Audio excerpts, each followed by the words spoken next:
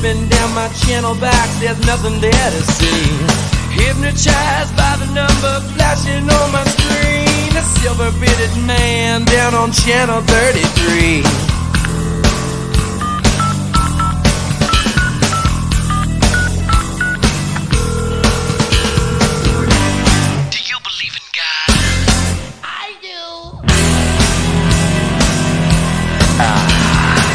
I can see you out there now.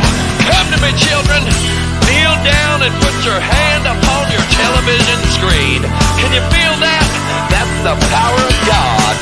Give me a call now at 1-800-JESUS-CHRIST. Put it on your Visa, MasterCard, or American Express. So keep your money in God's bank, children, because no one robs or steals in heaven. Do you believe in God? I do.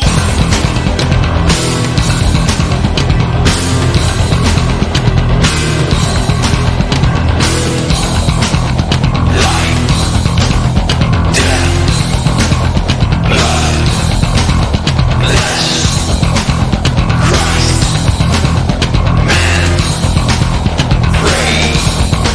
Well, you sure can. Life.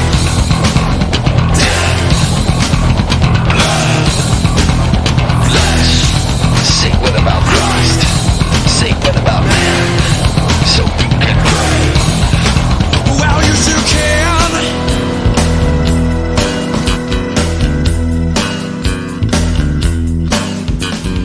When I die, where will I go? Does my fate lie high or low? Can you tell me? If I pay, will I be saved? I watch your show every day religiously. There's only but a minute left in this broadcast, but we have collected over $6,666,000. Help us in our war against Satan. Help me save you, sinners. I see another caller out there with $1,000. Pick up that phone now. What about the money that I gave to assure my soul was saved? I believed and I prayed. Now I'm alone and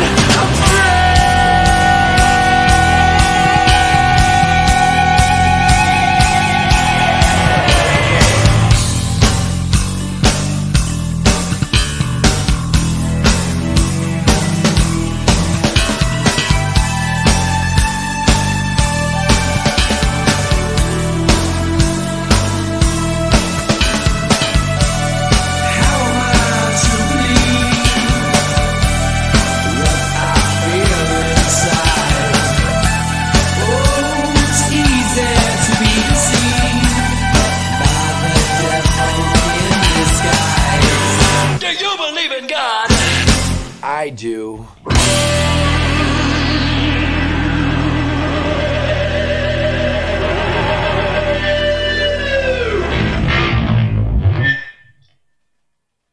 What's going on to all of our Raider Fan Radio crew and folks out there who are the Raider Nation and all our viewers?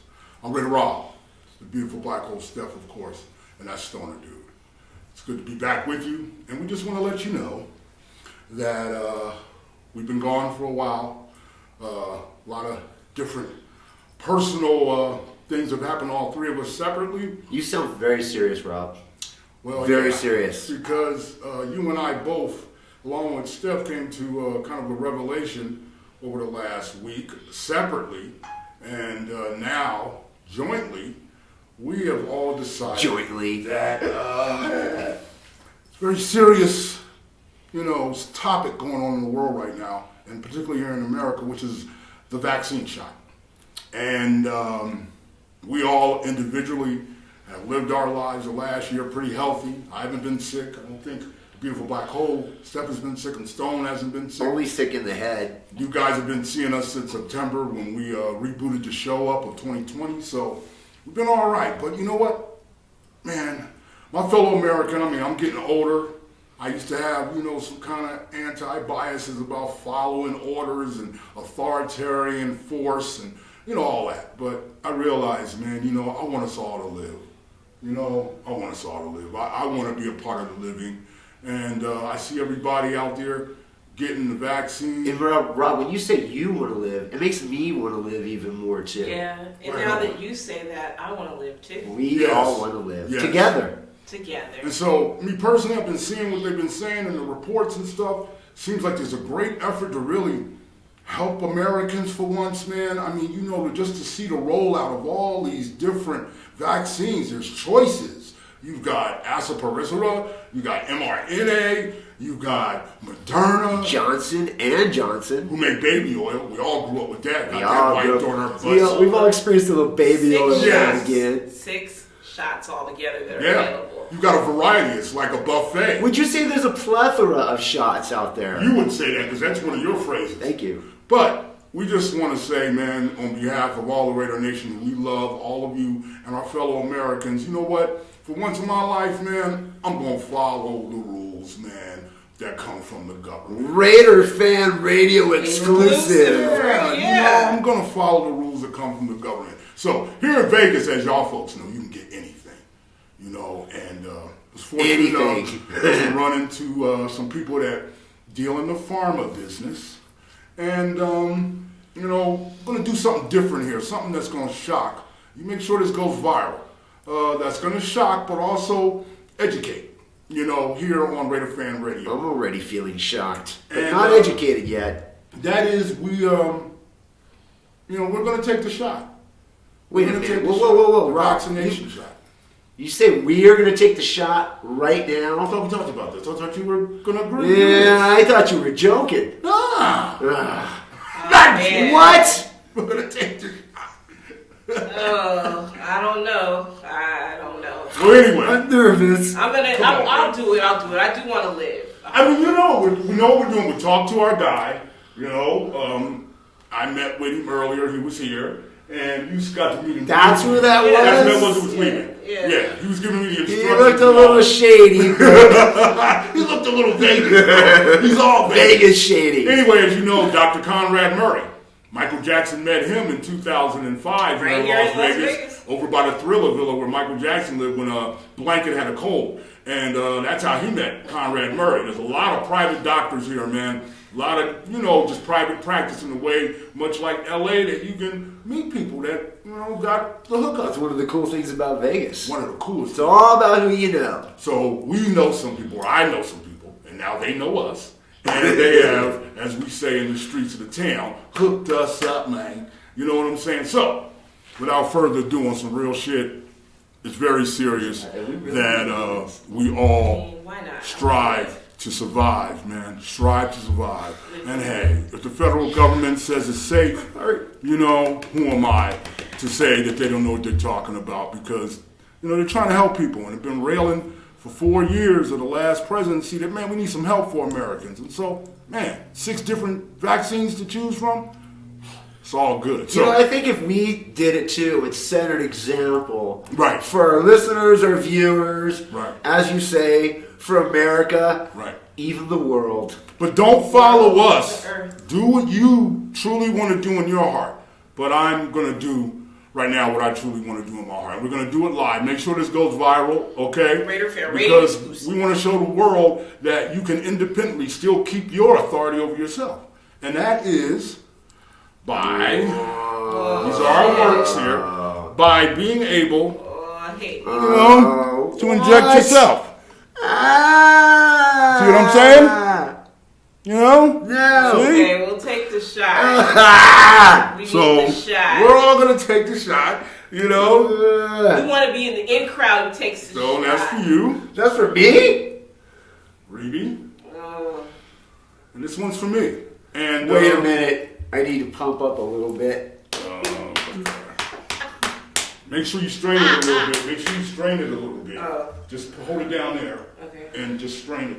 Get all a little right. bit of the... Oh, I saw the little drip. Oh, shit. Oh, no. So, here on RaiderFan Radio, make sure this goes viral, okay? We are getting ready to take the vaccination, okay? You see the us? shot. We're loaded up with syringes. The Raider Nation vaccination. Whoa. Raider Nation If we make it through this, we're going to patent that, Okay, don't you steal it. If we make it through this, we want to live. Okay. I'm just being funny. But anyway, here we go, folks, on the real, man. You know, to the nation, man, to be a patriot and to make sure that I keep you safe, too. You know, and I want to be safe out here, even though I ain't had nothing. You know, I want to be a part Hurry up, I'm nervous. Oh, stop it. I want to be a part of, you know, making sure America's safe from coronavirus. So, here we go. We're going to get down here, and you ready? Yes. All right. We're all going to, you find a vein? Yeah, I got one right there, big and fat one. See, you're making fun, it's not fun. Okay, so here we go. One. Oh, man. Hurry up, I'm stuck. Hold on, Stone. What? All right, I pulled it. I started. 2. Uh-oh, Pull it out. I can't.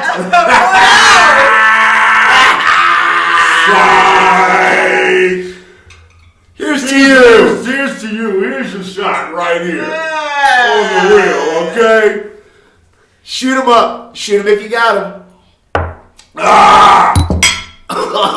Here's the shot. We did That's the a shot. real Raider Shot shot to you. prize. And we wish you well. Las Vegas. If you've taken the vaccination, you know, God bless you.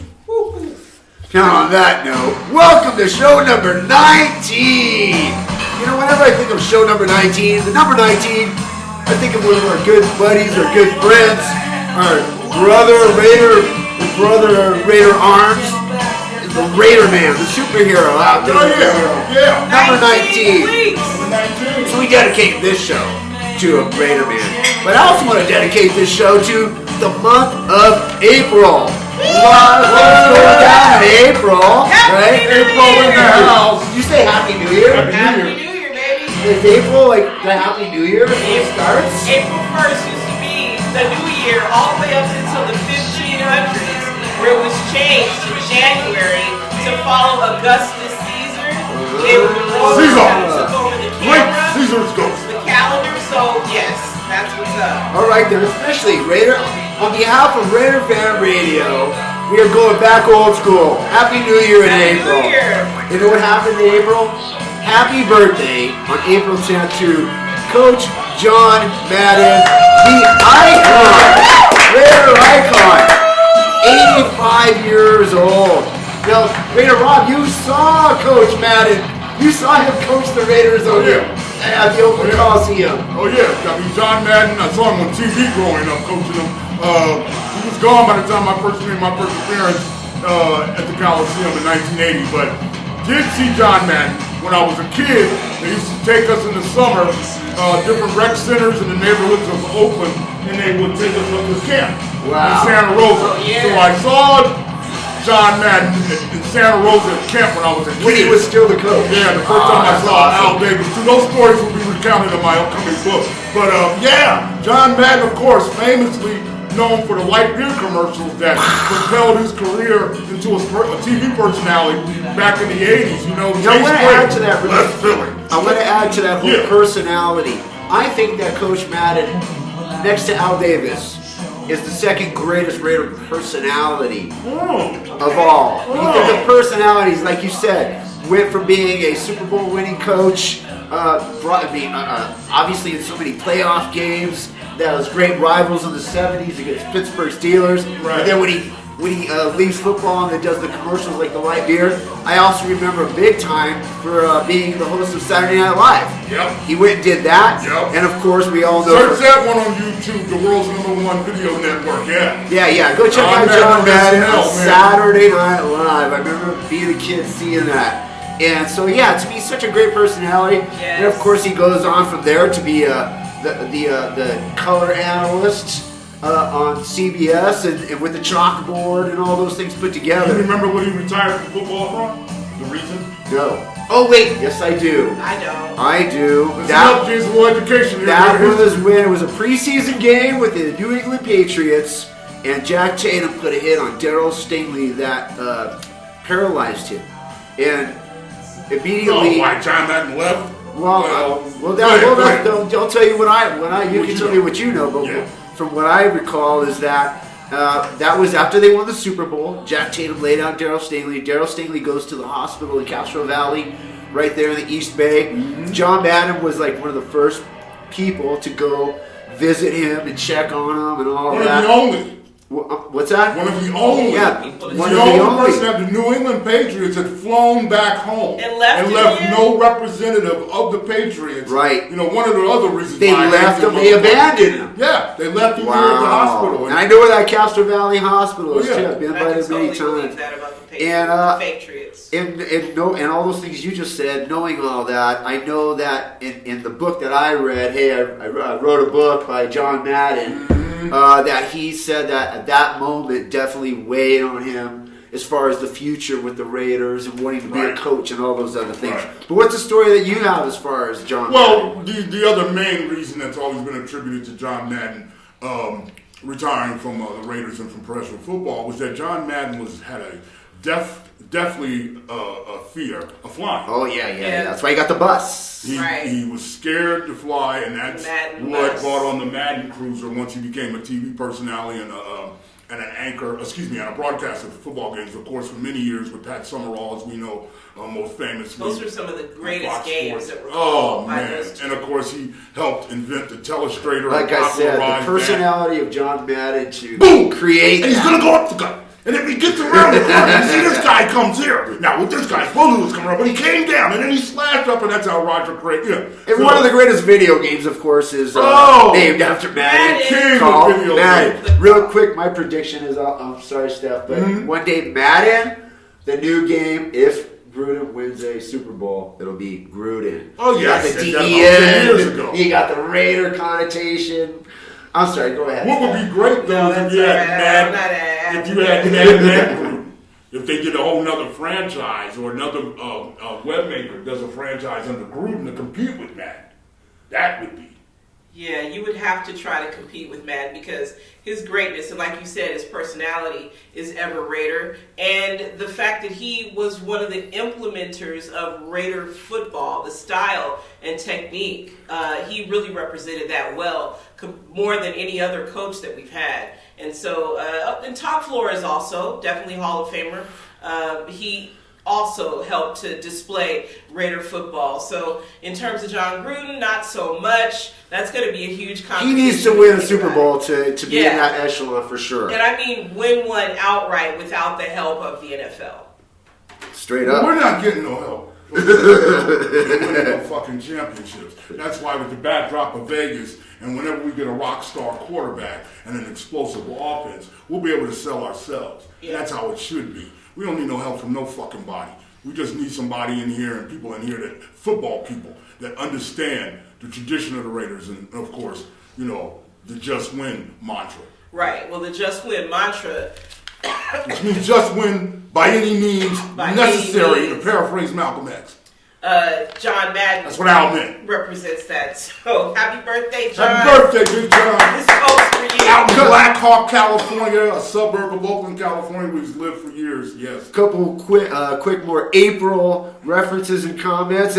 45 years ago is the anniversary of, I would call, one of the great groundbreaking, reality-altering, universe-changing What? albums of music, and that's my shirt tonight. Rush 2112 came out 45 years ago. Wow. Rush established. This was now. We always talk about the Raiders and the, basically the middle finger to the NFL. 2112 was Rush's middle finger to the record industry when they were expected to go out and make a hit to try to stay on their label at Mercury Records.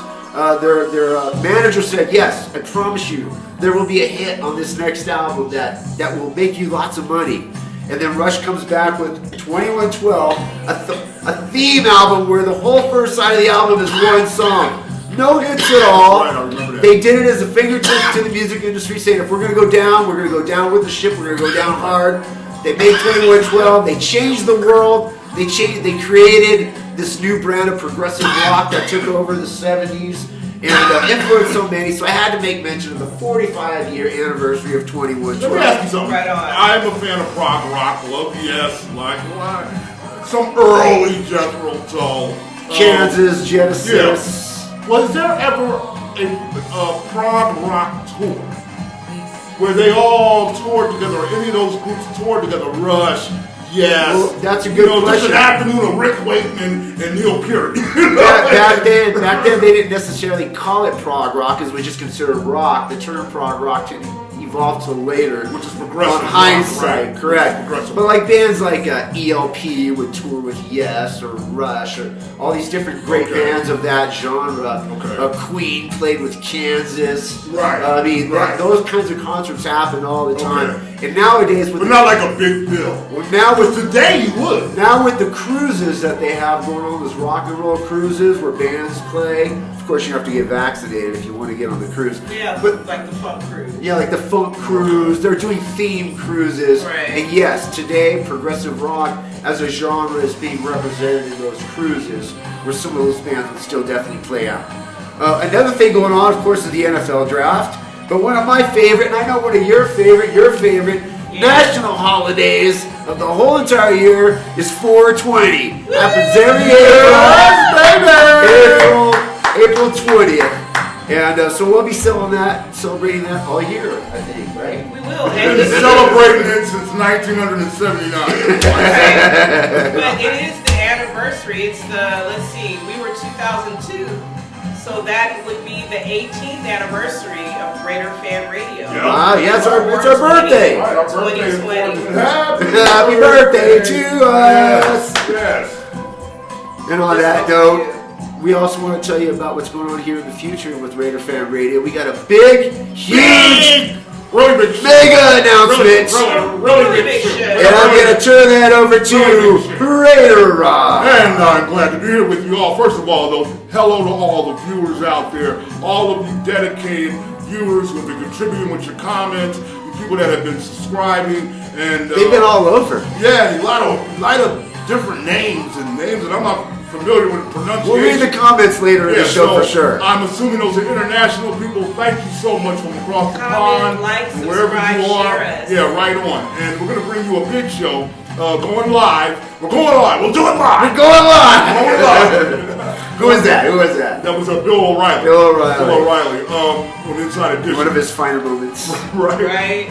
We're going to be coming to you with the Draftcast, the live RaiderFan Radio Draftcast. All right, it will be April 21st, live from the Rio All Resorts Hotel and Casino here in Las Vegas, Nevada. All right, and we three, along with Mutt, some other Raider Nation personalities and special guests, will be doing the show, the draft first round, live for you beginning at 5 p.m. April 21st, 5 p.m. April 29th. Excuse me, April 29th, my bad. April 29th. It was April 21st last year. April 29th. And of course, the draft was supposed to be in Vegas last year. So we're all going to go live at the Rio. We're going to do our show and have guests hang out with us. And of course, that means that the listeners and viewers can chat with us as well. That's right. The chat room will be open. I think we're going to take some phone calls. Yes. We got some phone in. Definitely stay tuned. Man, that's it. This is awesome. Our first RaiderFan Radio party draft cast at the Rio. Yes. Oh, this is going down, baby. Minus coronavirus, we will be, of course, prepping and controlling the situation, but we look forward to partying with those. And remember, it's invitation only, so make sure you log on and email us at RaiderFanRadio@gmail. There are some listeners that have already been pre-invited, and we're going to make sure that a few others get added. We can't wait to party. But everyone's invited to watch us live. You're invited to watch us live right here on YouTube, the world's #1 video network. Okay, and we will be on our page, on our channel. Okay, YouTube.com/RaiderFanRadio. All right, and we'll be coming to you live. Stone, beautiful Black Hole Steph, me, and a whole host of other folks. And we're going to do it just like we did the Christmas party, just like we did the little live that we did for you earlier in the season. And we're just looking forward to hanging out with you. Like Stone said, chat room will be open. Bring your comments, bring your draft. And you know what? Our regulars and even some of you new folks that are watching us, make sure you get in by the 28th. Your predictions for the draft. What you think the Raiders should do? Should we trade? Should we, go after, a certain player? Is there somebody that you really want and wish the Raiders would make a move for outside of the trade that I proposed? get with us on that. And hit us at RaiderFanRadio at Gmail. And let us know what your draft thoughts are. We're going to put the link also to the flyer for those of you that do want further information. And remember, yes, it will be on RaiderFan Radio YouTube. That's youtube.com/C, as in cat, /RaiderFan Radio. Coming at you on the 29th, beginning at 5 p.m. Nice. We have a couple dedications tonight. Of course, when we say dedication, that's D-E-A-D, dedication. Starting with one, Raider Rob. Yeah, starting with one very sad loss of a real inspirational, talented, and then sometimes conflicted young brother, man, from New York City, Yonkers, New York. Big up to you, to the YO out there. Earl Simmons, better known as DMX, Darkman X, passed away a couple days ago at the age of 50 after an alleged drug overdose 50 years old. Saturday. And then complications from that led to him allegedly being put into a coma over the last 5 days, and he subsequently passed away at 50. So, very sad loss on Friday. Very sad loss. Young man who was a prolific artist as well as lived a very hard and tough life. His life mirrored much of the life of Mike Tyson and even Tupac Shakur, and was considered the last great rapper of the 1990s, which right now is being considered the last great era of hip-hop. So anyway, very sad loss in New York City.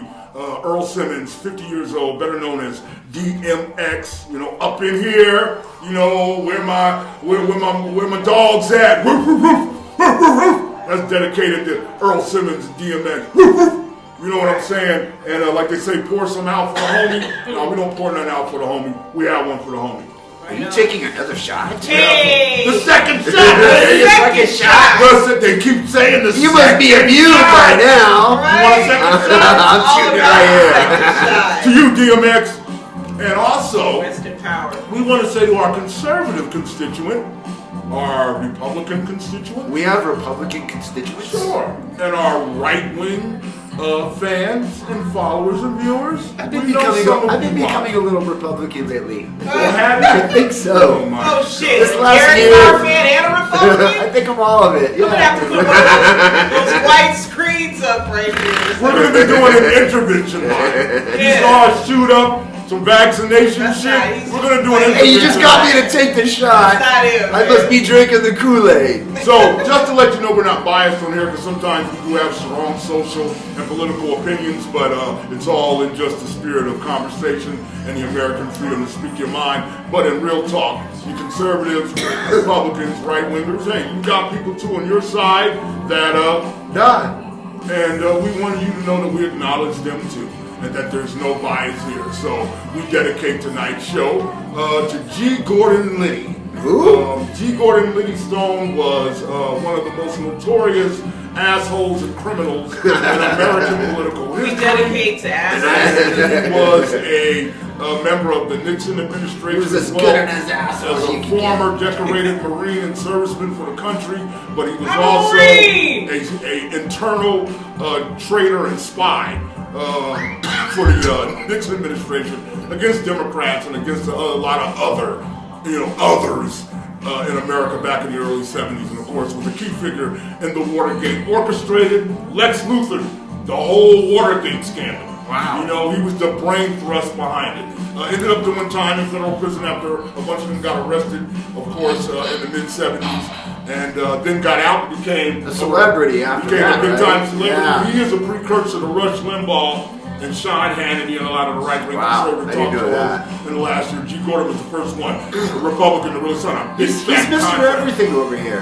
So anyway, Yeah. it was part of the history that I lived and grew up in. So anyway, bye G.Gordon. Rest in shock, Have a good one, and dedicated to G.Gordon Liddy, 90 years old. And oh yeah, we got a lot of football to talk. We actually got a lot of Raider talk tonight on Raider Fan Radio. Starting with the season.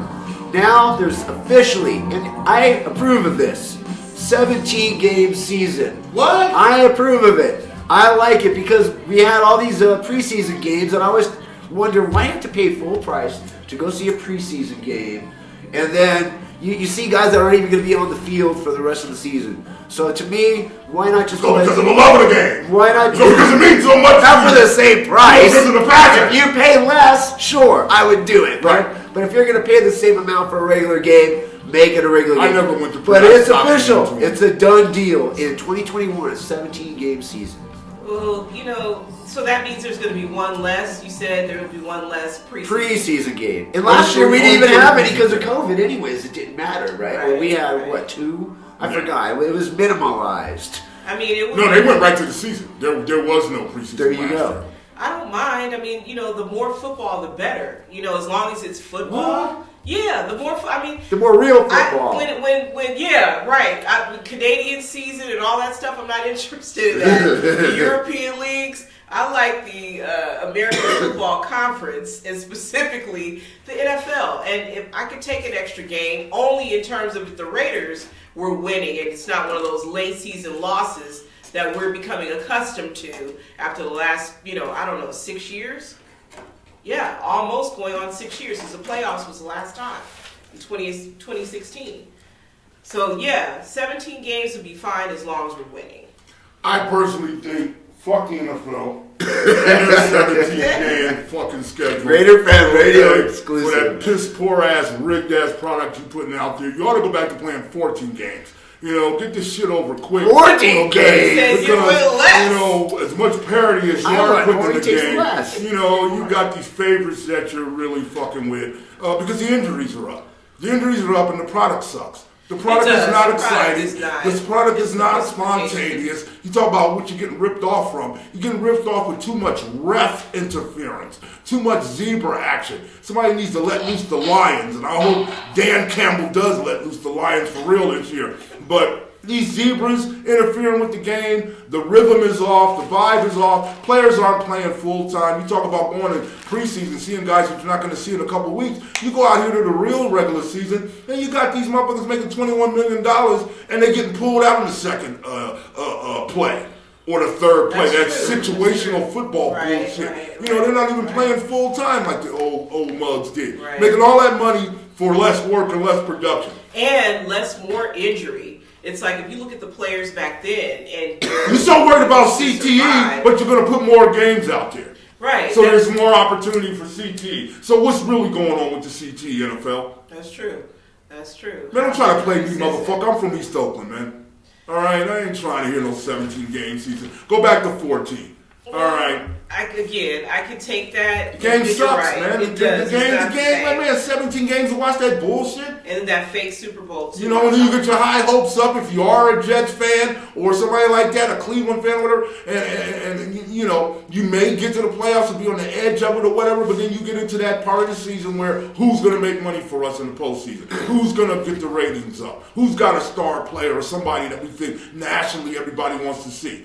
You know what I'm saying? So that's when that bullshit, them flags and shit start getting thrown, and games start getting manipulated, and fans that had high hopes get them snatched from them because the Patriots have to be. I get that extra week. The Chiefs have to be. Extra week of football, extra week going to the sports book and making my parlays. I get an extra week. I get more, so I'm happy to. You get an extra week. So that sorry ass number 4. You're gonna see definitely a lot more players, reserves playing on a regular basis. I think they're gonna be working in their backups, which they pretty much are anyways. Everybody plays on the team. People get hurt. They're going to get hurt. Right. And as you can see here, I'm going to get hurt. I have nothing to hide. Sure, FBI. Here's my mama's address and my sister. My cat likes to sleep between 3 and 7. Sure, I'll just tell you everything. That's that shit. Someone's going to get hurt. I like the fact that Gruden went out and got the Raiders got Kenyon Drake from the Cardinals, the running back. Stone, we're going to talk about that in a couple of minutes. Oh. No, I missed that already. Hold on. Wait, where's my cue card? Yeah, that is a good pickup. So I mean, I'm just saying, I want more. We're gonna build more. Every team has to build more. I'm getting more and more and more and more. That's what I want. Today's NFL is just not like the way it was in the days that you're talking about. Anyway, do you like today's NFL? No, I don't like it like I like old NFL. But this is so why would you want more of it? Want another day of it. Okay, then yes, I do. Another week of it. That's the answer. Yes, I do. I do like it, and You're I a want football more. fan, and that's it. So am I. like to see football. I just want another extra Sunday night or Thursday night or Sunday afternoon where there's actual football to be played. Some significant game. You know, I'll watch the worst team against the worst team. I'll watch the Bengals against the Lions. I don't care. I want more football. I got it. So everything's cool. It seems like the deterioration of the game and, where we are right now in history, and it isn't as hard, So do you want to see, continually the type of product that you've been seeing? And the NFL loves to tinker with the game, and they've done that repeatedly. So I guess now they're like, well, we don't have anything else we want to do this year. We're going to work out some of these other, plays or calls that we want to make, on the field, but let's add another game. I mean, they're pussifying Are they running out of ideas? They're pussifying it anyways and make it so you really can't hit anybody like you used to. Right. You know? So if you're going to do that, give me an extra game. You're like, regardless, look, I just want Here in Las Vegas, the Raiders, your Las Vegas Raiders, signed Andre James. Who? Exactly. That's who I thought. But I thought he was a gang member or something like that, or a former drug. Andre, I swore he was a brother. I didn't even know who he was. You assumed. I assumed. He was black. I hated ass. Andre James. Out of me. Andre. But apparently he was on the team last year. Totally missed him because there's pictures of him in our uniform playing. From UCLA, second-year guy.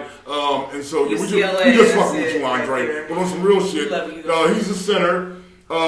He signed as an undrafted free agent in 2019. He's 6'4", 300 pounds. He has played for 3 years now. Oh no, he's signing a 3-year contract extension, and he has started once for Roddy Hudson. He's played in 12 games, so it's not like he's just all of a sudden coming out of the sky like we've never heard of. He's actually been a Raider for a while. He's coming out of the sky, the ground, and all that shit. Okay, he's been a Raider. We just made what game did you see him play? Denver Broncos. That's what he played with. You looked that up. Yes, I read it. I mean, but that's I answered his question. In terms of, newsflash, it's somebody that was on our team.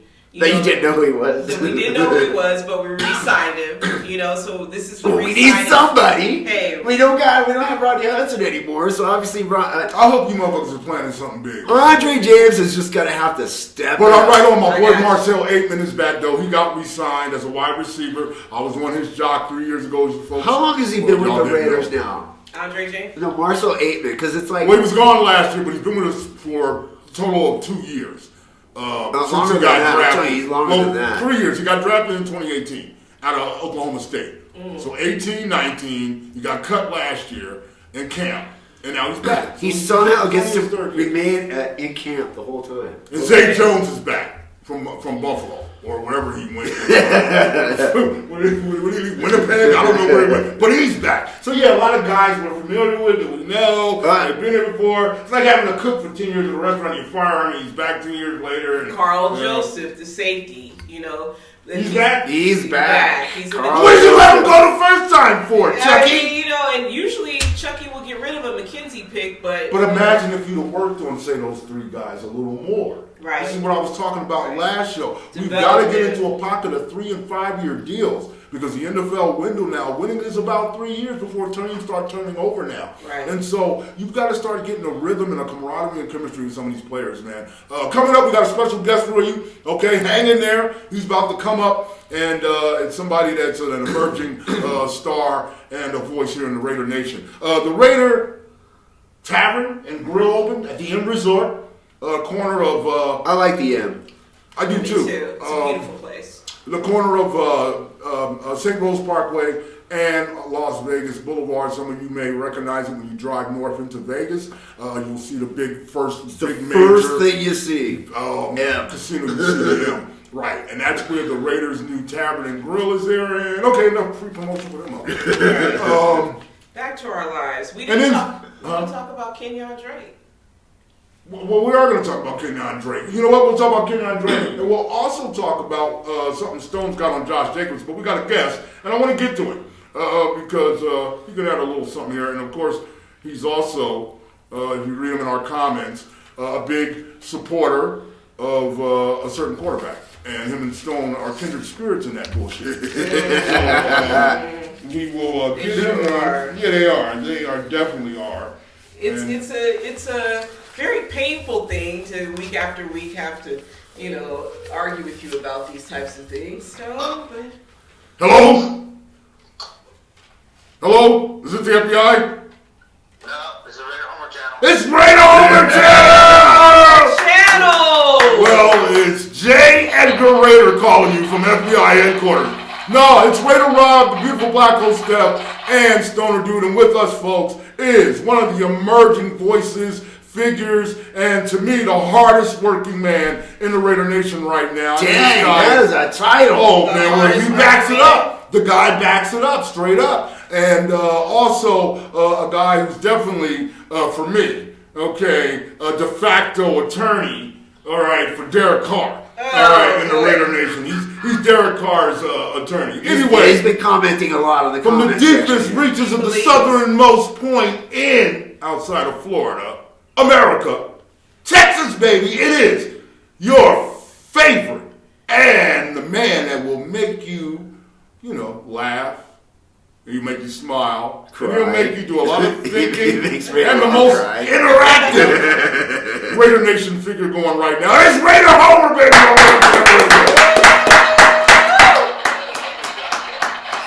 We do it right here, baby, and you're worthy of it. Raider Homer, how are you?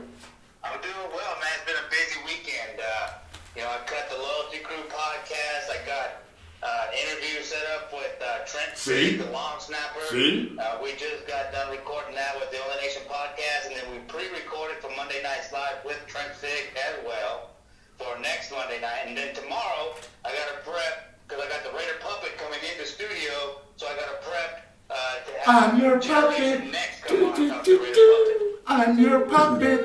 Yeah, that's a busy schedule now. We're going to have it posted up here on the screen while you chop it up. But let everybody know the series of different shows you got. That's some of the different personalities and people that you're talking to. But along those lines, they all flow across a channel and a stream of network linkage that you are creating, kind of like your own media within a media. Give the folks, you got Monday Night Live, and what's your other ones? Okay, so we start off the year every January 30th with Oaktown Legends. That's where we celebrate the birth of the Oakland Raiders Right. and the fans that made the Oakland tailgates Right. legendary. And we want to thank you again for honoring us earlier. Yes, thank you. We appreciate that so much. Thank you. Hey, you guys laid the groundwork for me and so many guys that are you're doing More it me, now. more me. So we Yes. appreciate everything y'all did, man. And then look, then on February, I'm going to start broadcasting that fundraiser we do for Texas Pit Crew. Right. Ira Matthews. Right. And then we break it again. But we come back in March with the mainstay of the channel, which is Monday Nights Live. Now that is a platform for all of Raider Nation worldwide to come on and share their events, their stories, what they love about the Raider Nation, all of that. And then we're going to include a Spanish show, a show in Spanish with the host named Juan Baja Raider Ramos out of Baja, Mexico. Right, He's right. the president of the Baja chapter. That'll be on Sunday. Shout out Baja. There's a lot going on, man. It's a Right on. Right Yeah. And you're a one-man operation with all of this. What inspired you initially, Raider Homer, to just delve into all of this and want to have your voice out there? Well, I've been a fan of YouTube since it's been out. My first YouTube channel was BoJack Fan ATX 1980. Oh, yeah. That's a channel dedicated to Bo Jackson. It's just highlight film. I went and I bought a bunch of old VHS to DVD converted games and just downloaded them. That's how I taught myself to edit videos and use editing software. Okay. So I've just been a fan of YouTube. Always watching what the Raider Nation does, and I wanted to get back into it, but I wanted to do it right. And of course, you look at the videos that how to start a YouTube channel or whatever, and it's like they say know your audience. So sometimes mean, you know, the Raiders and the Raider Nation are very special to me, so that's where it started. Then, you know, the Khalil Mack trade came about, and I called it. I said, look, this guy's going to mess around. Oh, you called it. Hold on now. You dealing with some of the call-its now. The king of calling it. I'm one of them. Called it. What did you call? Because I didn't hear nothing about this shit. I said, I have a picture. I showed it to Captain Jack. I said, look, he's going to mess around and going to get traded. Because that's how G.Gordon is, right? He's not going to play games with you. Right. And sure enough, he did. And then everybody's like, oh, man. Well, he's playing games right now with a certain motherfucker, but we'll get to that in a moment. Okay, well, you know, people are like, this is a bad move, and, you know, yada, yada, yada. But, hey, I'm like, hey, you know, if you want to play for the team, play for the team. Don't hold out. Come on. You know, they offered their, Mac, the contract. Right. They offered car, yada, yada, yada. Right. And the guy, president from Southampton, or from the Silver Black and Central Texas, Lucky Pace, he told me, you're being a homer. So it registered there once I'm looking for, you know, something to do as far as the YouTube channel. Right. With the homer memes that were floating around in Raider gear. So I just put it all together from there. Right on. The Raider Homer is an avatar for the channel, and the channel is a platform for the Raider Nation, like I said, to come on and share the stories. And we're looking to provide a unique look into the Raider Nation. With, you know, skits, comedy skits. You know, we got Oakland Raiders. Oh, Stone loves skits. We got, Someone's stealing our ideas. oh, God, look, hey, stealing? Nah. Oh, okay, rating. We just fucking with you. We just I'll fucking tell with you you. what, bro. I'll tell you what. Raider Nation, I'll give you that. You know, promoting the Raider Nation. That's what I want to do. I talked to you on the phone the other day about some of the things that I would like to do for the Raider Nation. Shout out Jim Hudson. What? No, Keep going, Raider. No, keep going. I'm just shouting out somebody. That's all. People like y'all have given me opportunities to just put things in people's ears, people that know how to get stuff done, like Yeah. Bob Boss, you know, here in Raider Nation. Yeah. And now, I mean, we're moving forward. I hope to do a lot as far as events, Right. podcast, all Right, that. right. You're growing it. You're doing a great job with Right it. on, The one thing I appreciate about you is that you're keeping the idea that who started us, Tim Del Rosario, had with the magazine, RaiderFan magazine, back in 1997, which was for there to always be a media source for Raider fans to be able to depend on and be able to go to. And then in the ideology I had about the Raider Nation being its own country or its own state, then of course you would have multiple channels and multiple media sources to go to and get your Raider information, to be interactive with the nation. And so you're keeping that alive because, like I said, within what you're doing with your conglomerate, you are keeping up with fans. You are reaching out to fans throughout the country. You have a diverse group of fans, new fans, fans that people haven't heard of who have been on the scene for a lot of years. You're getting them out there, and new fans that are coming up that people are getting to know. And then you even cross over and entertain some rival fans too. I love your platform from the simple fact it's not so much where I go with it, but you're a diplomat. You're a diplomat. I ride Stone a lot, and people that are diplomatic in society for that. Myself, I'm not too diplomatic at times, but I do appreciate that about your approach. Very diplomatic. You bring everybody in. The guy from Cleveland, you've got the Charger fan, the Bronco fans, so that's a good thing, man. And, this is just a new way of doing it. It's a young folks' time, man. So you guys are really expanding the media brand of the Raiders. And We're learning things from Raider Homer. Yes, Raider Homers. Like you said, y'all laid it out for us, right? So, the rest of the league, those fan bases, they're starting to, see what we're doing. They want to do it. So it's up to us as a Raider Nation to include those folks, to teach them how we did it. Don't give up too many secrets, though, Homer. Don't give up too many secrets. That's what I keep telling them. Trade secrets. It's a fan, hate team. We're all fans, and we can all do great things together. And some of those guys, like the Mad Canna, that guy, he does some great things for charity. Right. Look at your saying, he had a cool story. Imagine getting all those players tattooed on you. That's Right. dedicated to the fame. Right. Yeah, and Cleveland, that man, he was great. Right. He was great. He would have been a great Raider fan. Yeah. That goes to the origin of the black hole, right? Right. Dogtown inspired that, so of course that guy's going to deliver. Yeah. Now, speaking of fans, speaking of the team, you looking at 2021 and where we are, you're somebody that is publicly known as being a supporter of Derek Carr, the quarterback for the Raiders last 8 years, we're going to his 8th season. You believe that for all the slings and arrows he gets and what have you, and criticisms, particularly from me, that Derek Carr is still a good quarterback who yet has not just, I guess what, broken out yet? What is it, and can you be not only his fucking jailhouse lawyer, all right, but be someone that can reason and explain what is the appeal with you Raider fans that like Derek Carr? Yeah, help me understand. Okay, well, for me... what are you looking at your fucking notes? Hey, gotta do something, like I said. Anyways, for me, it's, I've been watching the Raiders for a long time, man. We went to quarterback. This is how it starts. The great Al Davis, right? Don't bring Al in this shit. I asked you a direct motherfucking question, okay? Derek Carr has been the Raider quarterback for 7 years, and he hasn't delivered. Gets a pass for the injury in 16, whatever, okay? It's time for that motherfucker to go shit or get off the pot. Why do you folks that feel that he shouldn't shit? Right there. We're right there. Look, this whole organization is looking at a 2-year deal. 5 years ago. All these contracts are 2 years. Derek Carr contract up in 2 years. He has to produce. Yes, he puts up great numbers. That's what I'm saying. We've watched our team chase the championship and not get it, and then go from quarterback after quarterback. And now we have a quarterback that can play fairly well. Man, fairly well doesn't get you to the Super Bowl.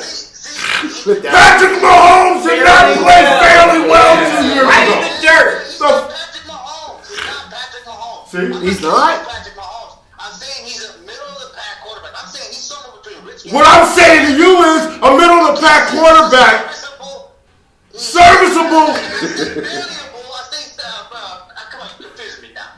No, you're confusing yourself because you know what the fuck you're talking about. How is a serviceable quarterback going to get you to the Super Bowl? Where right now in the division that he plays in, there are quarterbacks that are above serviceable who are competing. Tom Brady is above serviceable at 42 years old. He competes too, man. I'm telling you, he's putting up numbers. Competing isn't winning. Competing isn't winning. Not the numbers. I don't think we're going to hear Raider Homer much. Raider Homer. You're not going to convince me. Obviously, I'm not going to convince you. But for me, I think that he is the type of quarterback that can win a Super Bowl for us. Okay, Win. He has 2 years left on his contract. You've paid him. You've made him a multi-millionaire at this point. When is he going to get you a Super Bowl? When in this playoff season? Yeah, since you call it so fucking much, why don't you call it? He's all right? Josh When will Derek Carr deliver a Super Bowl, homie? Next year, man. I'm telling you. Look, this is what I'm trying to get at. He's somewhere between Brad Johnson and Rich Gannon. That's a sad place to be. We know that he succeeded. G.Gordon succeeded. We had a great defense. Raider Nation, RaiderFan Radio exclusive. Did he do? To help Derek Carr, because he does need help. He is that type of quarterback. He needs help. He's something special, but I'm saying he's something special. Is he like his brother? I mean, they're like the McCown brothers. Okay, that's what they remind me of. So you serviceable quarterback. You supported. Look, you're trashing the best quarterback we've had since John Gruden. Trashing. So, what does that say about the team, though? It's like this guy has put everything in. He had to face adversity with the team. Adversity pulled his fucking dick muscle in a damn playoff implication game, and you think that motherfucker's gonna take you to a Super Bowl? He wasn't even prepared enough to beat the San Diego Chargers in a critical game that might have set up a playoff opportunity. And you talking marginal and motherfucking serviceable when the guys that are in this division and in this league right now are above serviceable, and that's what's winning championships, That's why Homer. they're winning. What are you talking about, They're brother? winning. Look, I'm just saying, man. Look, Derek Carr beat Patrick Mahomes in Kansas City. The Bucs destroyed the Kansas City Chiefs. Okay. Defense, you gotta build a defense. That Super Bowl was a super fake. It wasn't real. Quarterback that Patrick Mahomes is, but Derek Carr. So Derek Carr's overthrows Derek Carr's audibling into bad fucking plays, his inconsistency, his lack of running motherfucking capability, all right, and mobility, all right, and the fact that he pulls his dick muscle a lot. All of that is the defense's fault. No, That's all the defense's fault. not all of it, but Well, not all of it. Good one, Homer. Good one. when you play the Jets and your guy slaps the quarterback in the face and your defender allows the wide receiver to run right by him, I mean, come on, those are kinds of things that Derek Carr has no control over. But He has control over overthrowing Nelson Aguilar the play before that. He has control over that offense. We had the lead, and then Judy against the wide receiver for the Broncos. Abram moves up, and he runs right behind Abram and takes it 90 yards to the house. But guess who comes back to win the game? Derek Carr brings the team back. And then Gruden, right? Everyone talks about how conservative he is, and Derek Carr needs to step it up. Gruden's thinking 1, 1, 1, right? And Carr's like, no, 2, 2, 2, 2. Sets it up, calls the plays, and we win that game. Can I ask you a question? That's what I'm saying. Wow, I see. Can I ask you a question? If defenders can step it up, Okay. this year, Okay. the playoffs. Why can't? Let me ask you a question. When you went this morning to the First Church of Derek Carr, what kind of crackers and Kool-Aid did they give you at the sermon? Man, come on, man. I'm not coming no motherfucking where, but it's all good. We didn't bring you on the show. We didn't bring you on the show to jump you. You knew this was coming. Yes, we did. And so it's all good. You held your own, and there's nothing wrong with that. You guys, that back Carr, that's your right, of course, and I just don't see it. You've done a pretty good job of explaining, but it's all self-serving. It's all sentimental, and it's all this old, I like the guy, so that, is pretty much why I'm backing him up. But there's nothing that speaks to him being a winner in the vein of winning quarterbacks like Plunkett and like Stabler and like even Rich Gannon. He's not on that level, but we'll see. You're saying this year, so at least for a Derek Carr fan, you have put a timetable on when we should expect these grand results from him. So I give you that, because most Carr fans don't have that answer. You said this year, so I think you should come to Vegas, put some money on it. Hey, you know what? Okay, fine. That's what I'm going to do. We'll put money on it.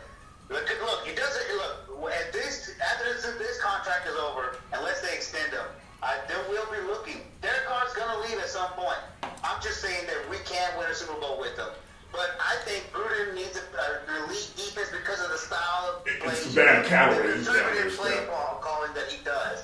But again, that's not going to hurt our team if we focus and build that great. I'll just put it like this: if we used to say in the hustle game, when we caught a motherfucker that couldn't really explain what the fuck he was doing. If you gotta explain it this much, dude, you don't even really believe it. You know what I'm saying? You're not convinced. If you gotta explain it this much, but God bless you, Derek Carr, Raider Nation, the Super Bowl this year. Be prepared, okay? Because Raider Homer, one of the new emerging voices that's making his claim here in the Raider Nation, is saying, calling it. He's calling it.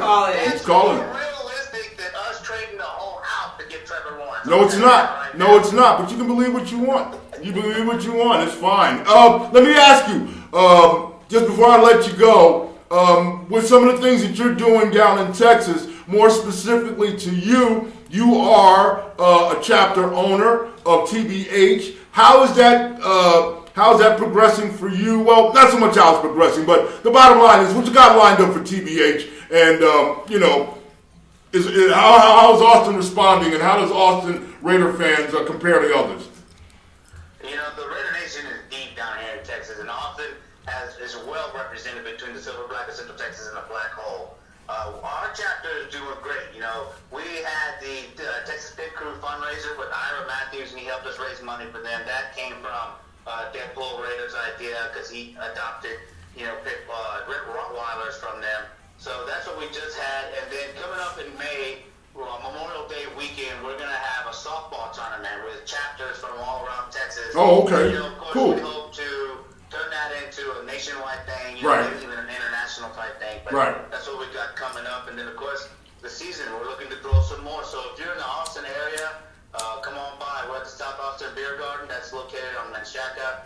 you could just find me on social media. Our group is just a Black Hole, Austin, Texas, on Facebook, and we're also on Instagram and Twitter. Right on, right on. Raider Homer, folks, of course, on Monday Night Lives, the anchor of his network that he has on the Raider Homer channel on YouTube, the world's #1 video network. And Raider Homer is definitely putting his voice out there, as you saw, a strong, passionate, personality here to be guiding us. All the new personalities that are emerging. We're going to have one a little later on that we're trying to bring to you, so you'll know that the future is going to be in secure hands. And with Raider Homer, a lot of Raider talk, Raider information, and just the Raider culture itself with the fans is going to grow great coming out of Texas with Raider Homer in Austin. All right, Homer. Later, Raider Homer. It's all good, man. Thank you for the battle, and I'll talk to you soon. Raider Homer on the Raider Homer channel, Monday Night Live. Make sure you catch him. Thanks, Homer.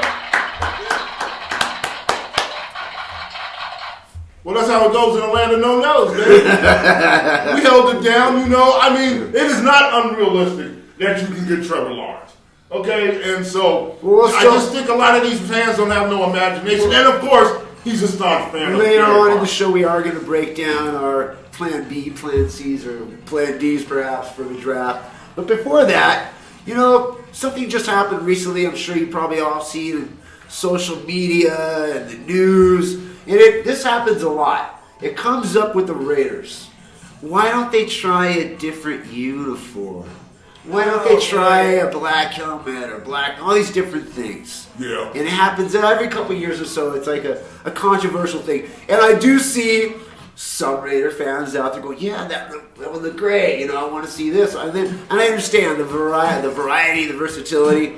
Me, for one, I just want to see that same uniform for the rest of my life at least. Yeah. It's just classic. It's like the great white shark. It needs no more evolving. It's perfection. Right.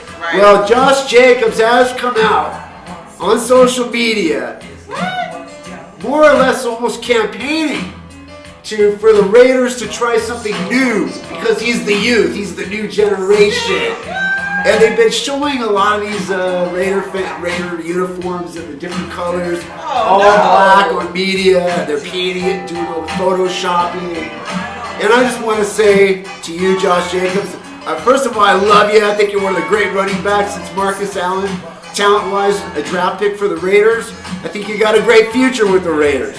But when it comes to changing the uniforms, no.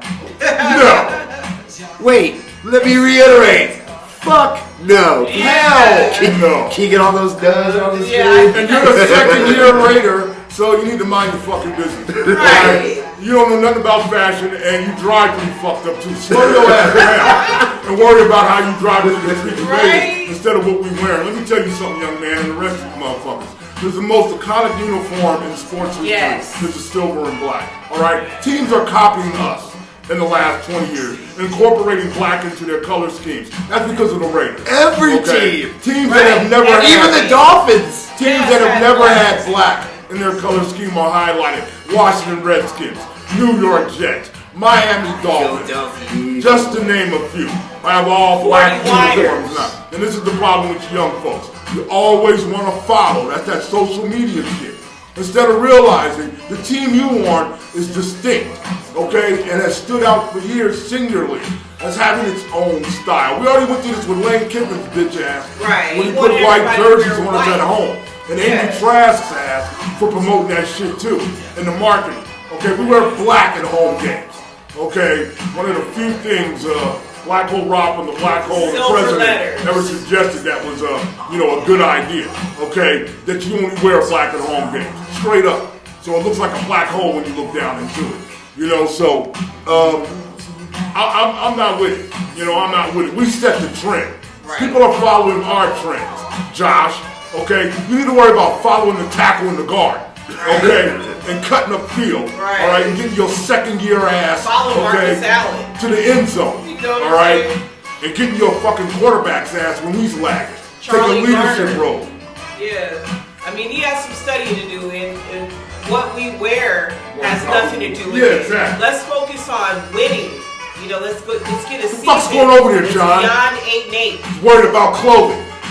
Right. Snap out of it, Josh. Snap out of it, Josh. I see a lot of the teams in the NFL, they keep going back and forth with their uniforms, with their colors, with the new logo, with the old logo, the throwback.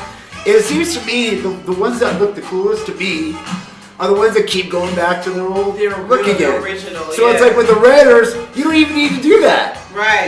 You're just wasting your time going back and forth. You already got it right. Right. Exactly. You already got it right. And that's just not really knowing the culture and being focused on things that have nothing to do with winning. That has nothing to do with football, actually. So, because like you said, we've won that battle. We look great. It would out piss there off a lot of Raiders silver fans. and I know black. that. Yeah, nobody. The only thing that I would suggest and what I kind of have imagined over, the last few years, Raider Fan Radio exclusive, is metallic silver helmets. Yeah, you'll be like shiny chrome. That shiny chrome, I don't metallic, like the chrome. gunmetal. I kind of like that. I kind of like it. The chrome, the mirror kind of chrome? Yeah, yes. You like mirror chrome? Yes, Not the mirror chrome. shiny, Mirror like- chrome with a bigger logo on the side. Same logo, but just a bigger one and the chrome. I don't know I kind of like that. Green. I kind of like that. Too flashy. Alright, I'll take this one and the one that's on Stone's beanie right now and the one behind me. That's the one I'll take any day. I feel you. Well, the bottom line is we all agree Josh Jacobs will mind his fucking business. Yeah, definitely. All right, worry about your playbook, young man. Anyway, it's time now for comments. Are we doing that now? Comments on the show. Comments. It's time for Stone to let you know. Comments. That's right, you can comment every week at RaiderFanRadio at gmail.com. One of the popular and more favorite segments of Raider Fan Radio, deemed by our public out there, and I just want to say to them, what's up to all of you What's out up, there. Raider Nation? Before you start that, Stone, I'd like to give a couple of shout outs. Well, we're shouting out tonight. A couple shout outs to some of our That's viewers. 8 shout outs. Because we just want to say what's up to you. We want you to stay real, stay Raider, keep doing what you're doing, keep striving to be the best that you are, and know that we got your back, man, and we love you. You can always drop us a line if you want to chop it up about anything, Raider related or not. But we do wish you well, and we do appreciate you folks. Like and subscribe and share, and just know that we care. So I just want to shout out Giannis Rakule. What's up with you, man? Hope you're doing well. Epic Minecraft, he's out there. What's up to you, Epic? Beauty Hacks. Beauty Hacks is out there. Hello to her. Hi, what's up, Beauty? Archibald Canning. Archibald, of course, is a frustrated Raider fan, very disgruntled. He said in a comment a few shows ago, 11 years, no progress. And he's just sick of it. Relating to our old classics that we showed, to how things were the same back then. Like he felt like it was deja vu. We were talking about the same shit 11 years ago. So anyway, classics. Yeah, Kev Dog, local Las Vegas prognosticator, and guy's got some draft tips. Hopefully he'll call in and be watching the draft cast on April 29th. But yeah, what's up, Kev Dog? Raider Moore and M. Gonzo, Malika, and Simone Orazio. Hola, what's up, Simone? And we just want to wish you and everybody else out there, big ups and thanks. from all over the world. From all over the world. Our subscribers. Yes. Of course, we want you to like and subscribe and share and help us get rich and famous and become millionaires, and we'll share the wealth, and we'll build some gnarly Raider Fan Radio Empire. But until that happens, we are up to 923 subscribers. Whoa! Almost at 1,000. Gee, if I had a dime for every subscriber I had. Help us get to 1,000. It is Tell your 2G, baby. friends, It is man. 2G. Log on and like and subscribe so we can But get thank there. you for your interest. We have to assume we're entertaining you. We aim to keep doing that. Somebody's watching out there. Why no? Camille Nowak responded to Raider Rob's comments when he came up with the idea for the Oakland Amazons. Hey! What's the dude's name? Jeff Bezos. Jeff Bezos. And so Camille Nowak says, the Oakland Amazons. Nice work, Raider Rob. Right on. So the name's already going out there, man. Right on. And remember, it all comes right back here. Oh yeah, we'll get ours. Raider Art says, Right on, Camille. I'm so disappointed about them removing Pepe Le Pew. especially Space Jam. Yeah. And that's coming from the youth, the youngsters. Yeah, I mean, Art, you know, he's got to know Pepe Le Pew from like syndication. And then I think they also updated Looney Tunes over the last 20 years. So, yeah. Which I'm not a big fan of, but at least they're keeping it going. Right. So anyway, Malenka Bobek says, I concur. I'm a get high conspirator too. When it comes to our discussion, for example, the shots. Oh, but just realize, homeboy, and so on and so forth. Homegirl, we're not altered. At least I'm not. You know what I'm saying? By smoking the herbals and thinking the type of things I think. My faculties are there. I know what the fuck I'm talking about. Not me. And I usually can prove what I'm talking about too if I need to. I'm still clear, but this is some stoner right here. Gary Sutton says, I'm with Black Hole Steph. We've been rebuilding for 20 years. Yes! When? For 20 years. When? Okay, for 20 years. For 20 years. We're rebuilding. And 20 years later, RaiderFan Radio, 18 years later, actually, to the date 4/20/2020, we're still doing the same thing. Trying to win, trying to rebuild, trying to have a quarterback, trying to have a defense, trying to have special teams. I mean, I understand. Who is that? I need to send them something. That's Gary Sutton. Gary Sutton, I'll be responding soon. Sutton Lee. I'm not half the Raider fan I used to be. Speaking of which, there's a cloud of Bradley Culverston, and this is deep and this is real. This is some scary shit. This is hard fucking core. After over 45 years of being a Raider fan, I'm done. What? Wow. That's someone who just cashed out. Who? Bradley Culverston. We don't know where he's from? I don't know where he's Bradley, from, but I know where he ain't going.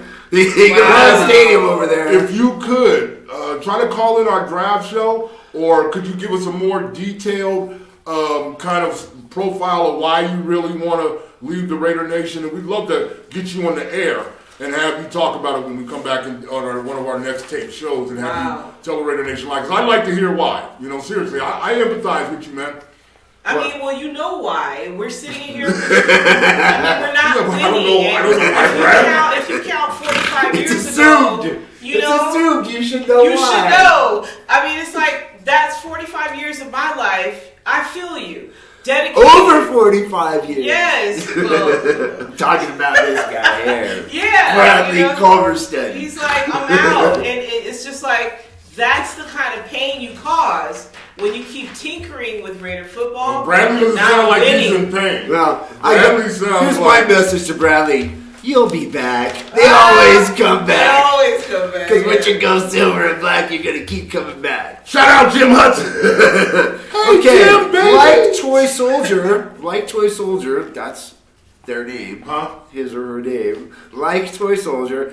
I'll take Russell Wilson over Carr any day. All right. I like the Trevor Raider deal too. And there's a few people, they're pretty much now the name Trevor Raider has pretty much permeated the internet and the discussion. So another one for Raider Rob. That's Raider Rob's creation, Trevor Raider. Lucas Elmar says. Just gotta get him. Lucas Elmar says, gnarly. Cannabis fights COVID and COVID. Yes. Seeing how we've been able to maintain a healthy lifestyle during the pandemic season from hell. Yes. We're still here. THC. Don't need the shot. Don't need the shot. I'm telling you. Now, and Chiba, Raider fans won't admit it, but John Gruden is doing to the Raiders exactly what he did to Tampa Bay Buccaneers. Nothing. Yes, right?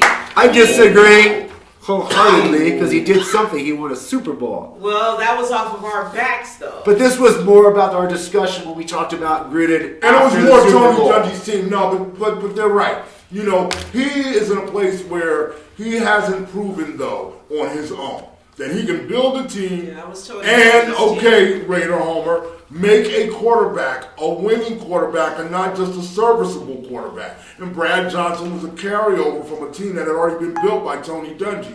All right, so, you know, let's not get it twisted here. You know, Gruden has a lot to prove. And with that big fat contract, yes, there should be expectations that he build a team by now that can go out here and dominate, man. And they're right. How many years are we with Gruden's contract now? 4. We're going into year 4. So $40 million so far, and we have not won shit, and that's not acceptable. And we know that we're giving you time with a serviceable quarterback. Well, Raider Homer said this is the year. Okay, so year 5, if you don't do it, let's talk about you not being here anymore. Well, for now, Coach John Gruden is your head coach. I love him. We waited a lot of years for him to come back. I love him. And I'm giving him more than 3 years, that's for sure. Win a Super Bowl. I want to win. I'm tired of this. This is it, 2021. Right. Packed stadiums. Raider Homer said it's going to happen. Okay, I'm with you. In regards to our cancel culture discussion, Trees and Flowers says, cancel those who cancel others. Trees yes, I like that. Here's another great one. 0314 Odie says, cancel bad football teams. Woo! We all agree with that. Yes. That's what's up. Can we do that? But hold on, what do we do with the Raiders? Well, we got to stop being a bad football team. We have to cancel that. Yes, cancel it. Hallelujah. Crystal Man Ray, in regards to our discussion when it came to the Grammys and the scissoring segment. Oh, niggas dying and Cardi B. Scissoring. I'm running. It sounds like she says, scissoring, yum yum. LOL. I'm mad at you. Oh wow. I'm mad at you. Which meant, hey, everybody listens to RaiderFan Radio. Well, what's going to happen though? Honestly, like we were posing when we reviewed that show. If, say, a little young, fresh 11-year-old girl, was to go to a grown woman, not this conversation again, by that shit, and be like, "What's up, Auntie? You wanna Cardi B with me?" Oh no. We thought she being funny. Right. Right. We all remember being kids. Well, I think it's funny when it's Cardi B. I'm telling you, man, y'all better get y'all. Kobe, here's a couple. I think I'm getting the blunt of this one. Kobe. It came to when we discussed again the 5 interceptions. Kobe 24479 says, "Who is a fan of 5 interceptions in the Super Bowl?" Exactly. Right. Exactly. Apparently, Stoner Dude. That's the answer. Stoner Dude and Raider Homer. And the other. He was still a fan the next year too. And the other. He was still a fan the next year. And the other one is Egg Bar saying, "Mediocrity Nation." Again, another Raider Rob original. Hopefully that doesn't come to fruition though. Who was that? Mediocrity. Egg Bar. Egg Bar. Egg Bar. Yeah, hopefully that doesn't happen and we have to print up shirts Egg Bar for the real. And this was from Raider Homer, and this is the irony right here, because last show Raider Rob wore his mask because he was afraid or maybe concerned he might give us COVID. Do you recall that? Gotta give you a shot. That was shot now. yeah, we're immune now. Right. Show 18, back in show 18, Raider Rob wore the mask because he was concerned about COVID.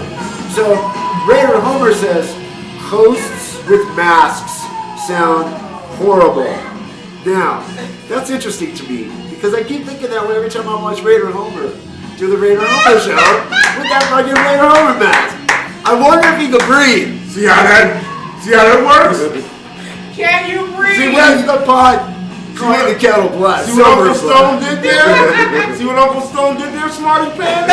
See how you brought it back around on you? Generation X, baby.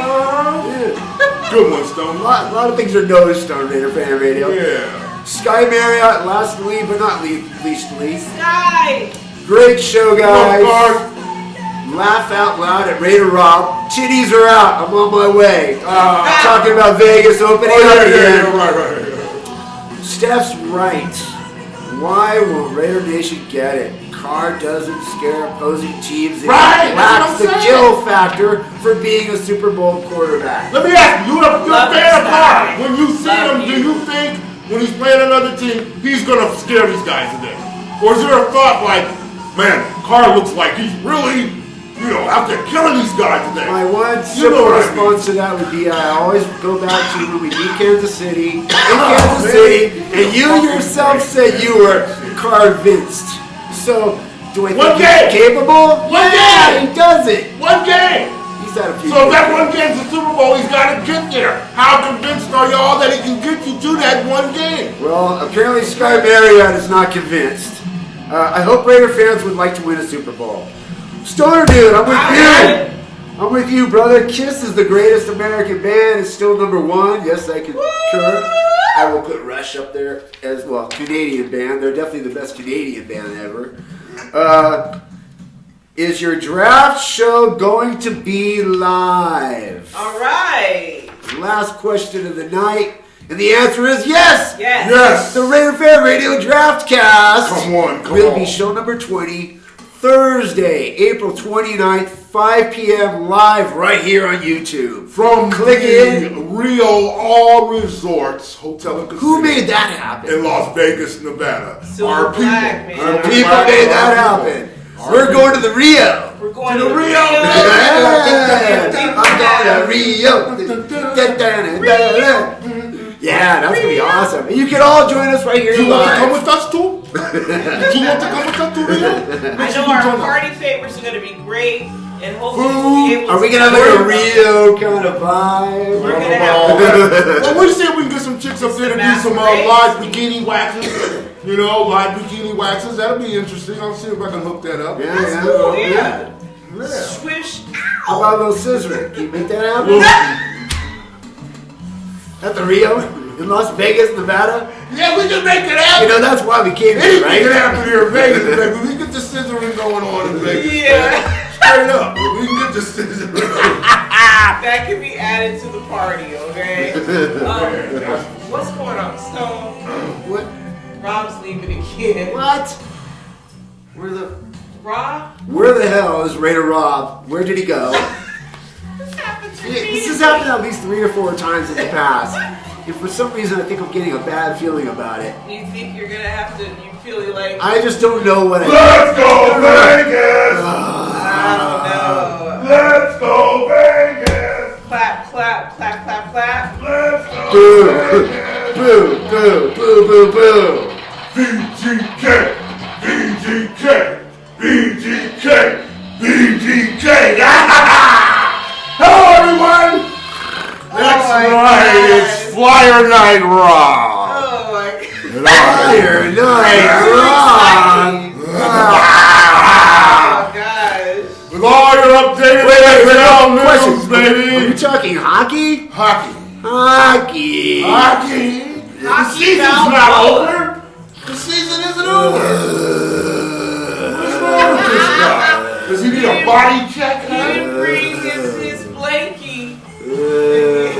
That's okay. I promise for this particular Flyer Night Rob segment to stay completely wide awake and attentive, All right. so I can learn a little bit perhaps about hockey and the hockey things that are going on. The This longer might help. you prolong your discontent, the longer I get to express my I happiness keep making about the greatness of the National Hockey League. Hello, Canada! Oh, Canada, I love this game you made.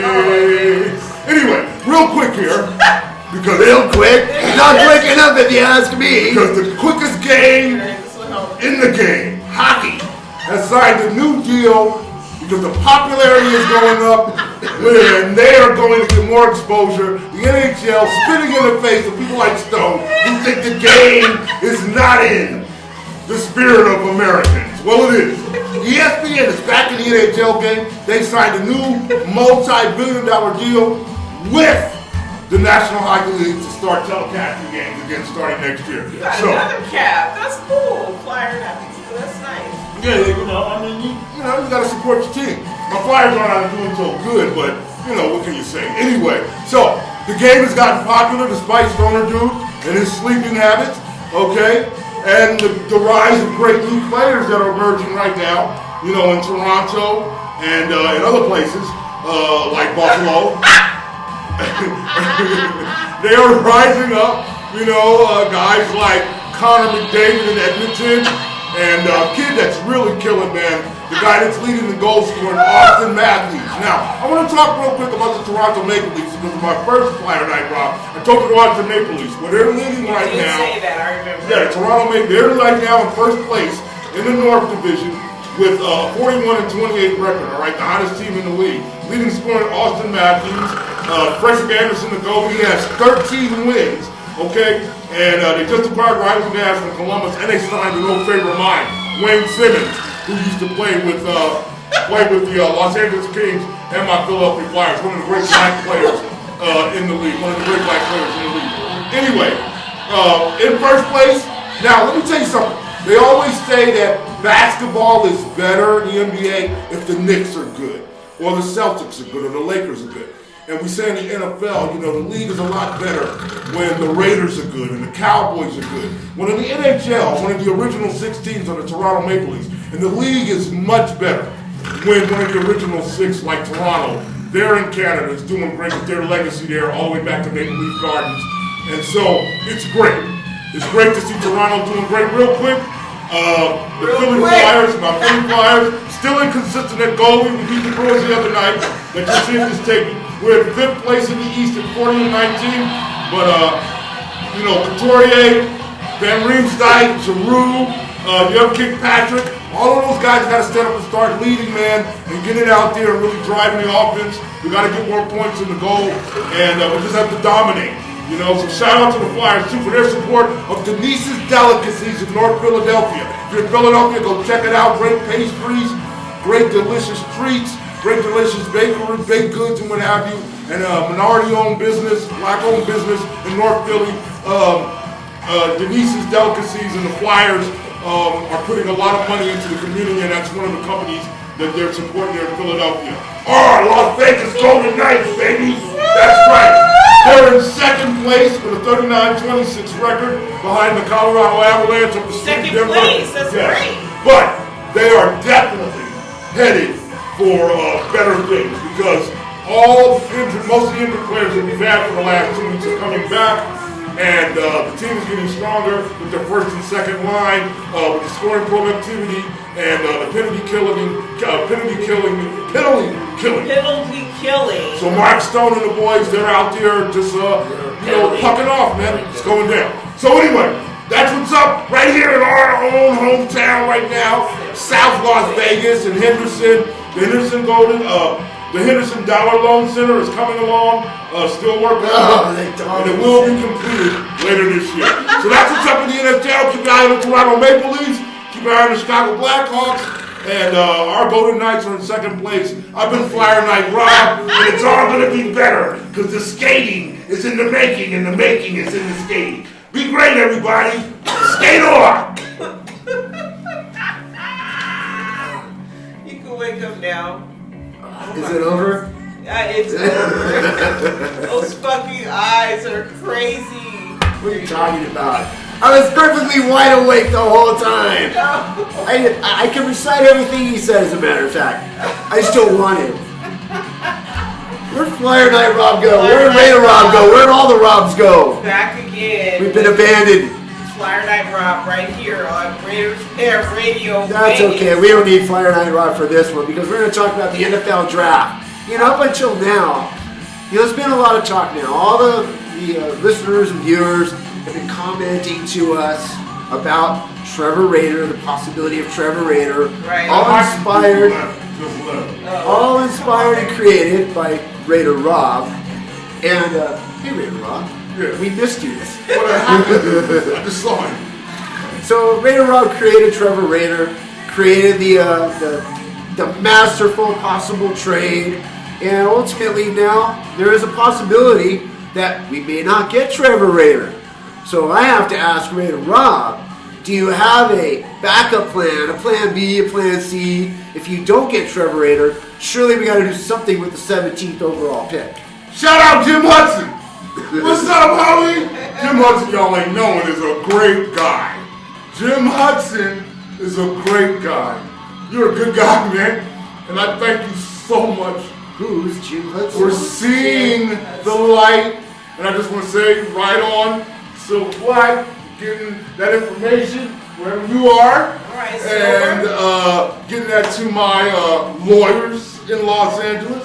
Also want to thank Marjorie Phillips in Houston, Texas. Yes, I do. A Raider fan who likes justice. Thanks for remembering me. You know, back in the day when you used to hear me on the radio station, you said down there in San Antonio. That was a great time back then on the JT the Brick Show when we used to be in the San Antonio area. But yeah, Jim Hudson, what's up, baby? Thank you, baby. Yeah, baby. The dedication to DMX. We're going to get him. There's still a possibility. Mac Jones, who right now, as you know, every draft, particularly when we talk about quarterbacks, there's the favorite.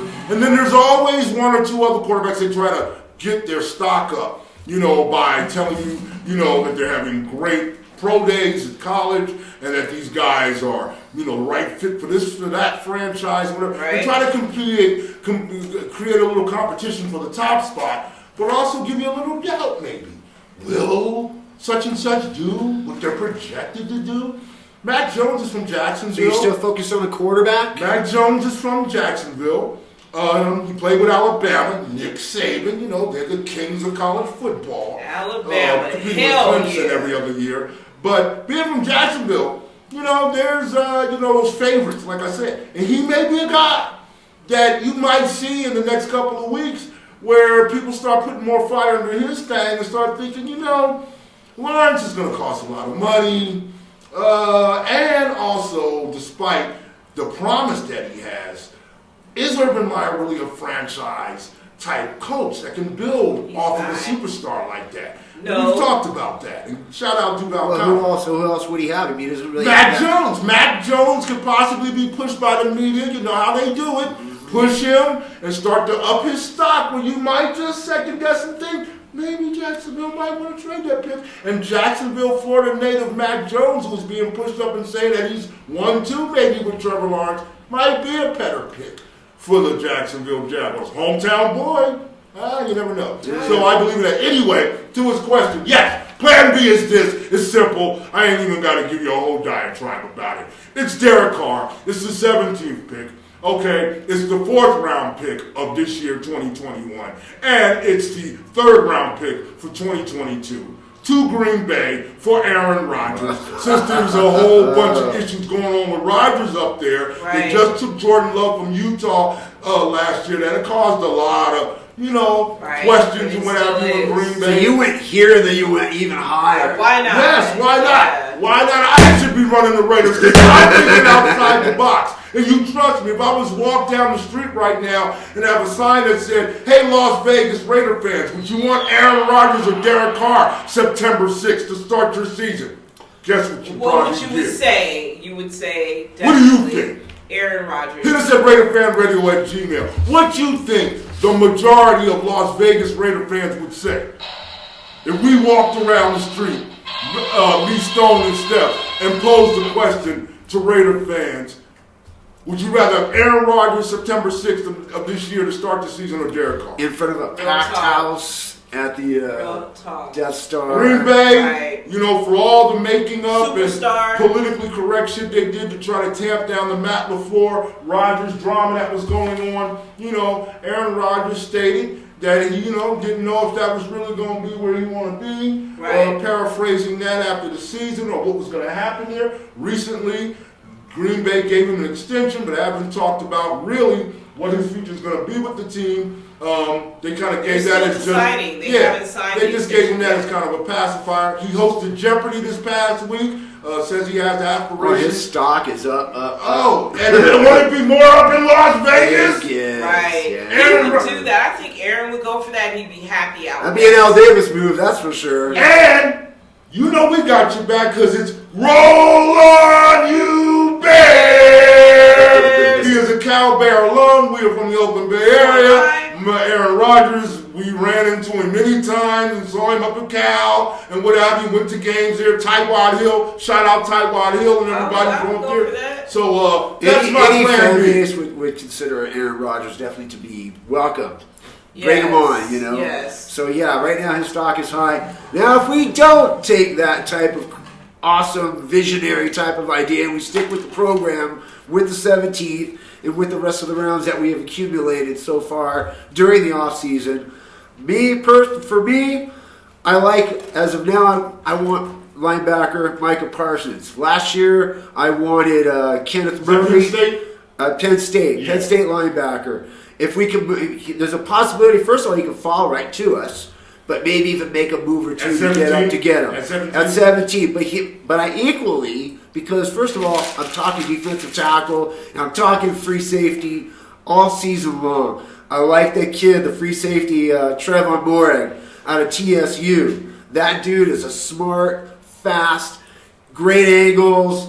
He's just the kind of guy, when you watch him play in college, like, I want to build my franchise around that as far as the defensive back goes. And I also, perhaps, maybe in the second round, I'm still going to stick. If we can get this guy, Jay Tufele, I want a defensive tackle. I think that he's still young, he's got a lot of growing to do, and he's going to be a disruptive big in the NFL. He knows the area. He knows the He's area. a local. Utah, USC, Vegas, right there in the middle. Still, what are you looking at? I know maybe you're not too versed on the players yet because you usually wait just before the draft and you really dive into your scouting. But you're always about positions. And particularly over the last 10 years, you've called a number of times tight ends. Okay, you've called the need for us to get defensive ends and, of course, DBs. You're very defensive-minded, too. Yeah. You know, much like Homer and a lot of Raider fans. We all know that our defenses have been inconsistent, you know, particularly the last 10 years. Where are you looking this year when you think there needs to be improvement specifically? I mean, still, I'm with being able to cover. And you still haven't gotten your sinister defense that you've been talking about since 2003. Exactly. Going back, you can look at Raider Fan Radio Classics and see where I was thinking, and I'm still there. I'm still on the defense. I still want a sinister defense, Stone. I mean, I'm with you on that. I feel like we have the tight ends that we need. I mean, Darren Waller can catch. He's a big dude. He's not going anywhere. He's in great shape, and he's focused. And I think whoever is at quarterback, Waller's going to be successful. So tight ends covered. We have receivers. I think we've got some good receivers. We loaded up pretty good in the offseason. We look pretty good. Willie Snead from the Ravens. We still need to continue to, now that we've lost so many key positions at offensive linemen, I think we need to look offense and look at somebody that's can come in right away, that can understand as a smart football player, that gets it, and that can block. But foremost, always, is the defense. I've been wanting the safety position. I haven't keyed in on who I want yet. Right. And the Raiders are pretty much settled in on Joseph that. Coming back. Right. You were high on him a couple years ago. You did like him. Carl Joseph came in. Well, he was always out of position, but I think the thing is tutelage maybe. It's like Raider Homer. He's out of position. Definitely. Should be in Orlando. I think Carl Joseph and Jonathan Abram are kind of more similar, where they're really known for their hitting. Right. They're hard hitters. They make great tackles when they're there, but when they're not there, they're. And I think that's right what Chuck is thinking. Let me bring him back and pair him with Abram. Right. Since he's gone to Cleveland and been away a while, and maybe he'll change his attitude and his approach. I think it might have been a work ethic thing with Joseph. But So I think my hopes are pretty much down in terms of the Raiders taking the safety down. Like I said a few weeks ago when we were talking about this, I wanted a free safety. I really want a middle linebacker. I want somebody strong at middle linebacker. I'm still with that. Finding somebody also that can cover. I like Kwiatkowski though. And maybe he could be moved to weak side linebacker. But I do like him in the middle. He's got to be built-ended though. With aggressive. He needs a lot of help. Tactical linebacker. There's a lot of help. He needs a lot of help. He needs a lot of help. He's got the smarts. He's got the physical ability. He's got all those things. And he makes great plays.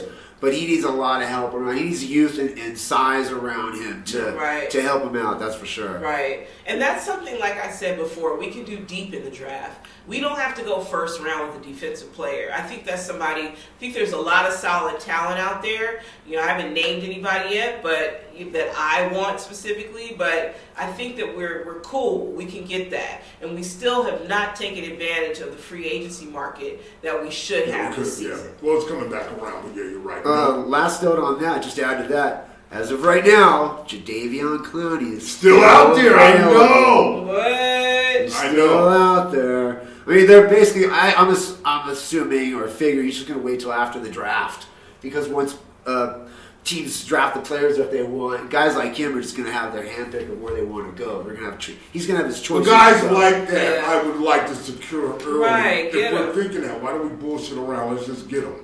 You know what I'm saying? And work out the specifics with money later. But like you said, a guy like that still sitting out there, unless there's really something wrong with him, personally, what are we waiting on? Right. Let's make a move. Pair him with Max Crosby. That's a pretty threatening, that looks like a lot more if you've got Mad Max, Jadeveon Clowney, Yannick Ngakoue, right. and Cleveland Farrell, I would say we'd be pretty set at the defensive end and rushing position. Right. It would feel pretty good. As a matter of fact, I don't think I've ever had that secure feeling going into a season, probably since in the past 20 years. Yeah. It's been a long time. 2 years ago, we had Tom. Yeah. Derek Burgess. Right. They had a couple of years there. Who's my boy, Lamar? We ended up going to Chicago. I really loved him. Lamar Houston. But it's been very few and far between. Yeah, it's been very sure. few and far between. Yeah. Well, again, April 29th, live from the Rio All Suites Hotel and Resort. Me, along with Auntie, beautiful Black Coast Step with you, bringing that real Auntie wisdom and all that good love, that special mythic energy, man. And of course, Uncle Stoner Dude, baby. Uncle Stoner Dude. You can't prove nothing. We'll be with you.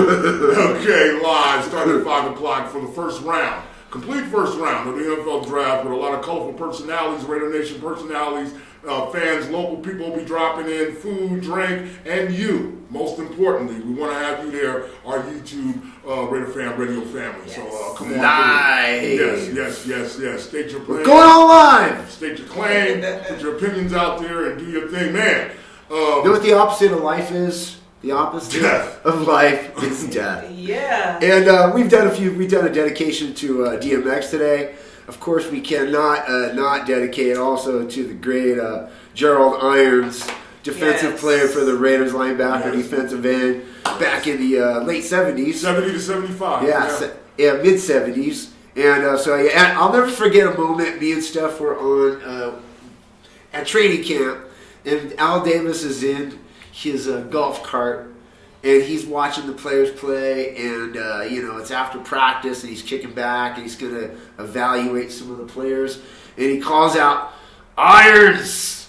Like just say, Al said that to one of the players, and it was Grant Irons, Gerald Irons' youngest sons, and Al Davis loved his legacies. And I had a feeling when he called him like that, it was to really give him some advice and talk to him and get to know him a little bit even more. So, yeah, we did drop the anecdote about his dad, too. When your dad was Yeah, exactly. Right. I drafted your dad. I drafted you. That's motivation Your enough, father was the an exceptional player. He was a Raider. We loved him.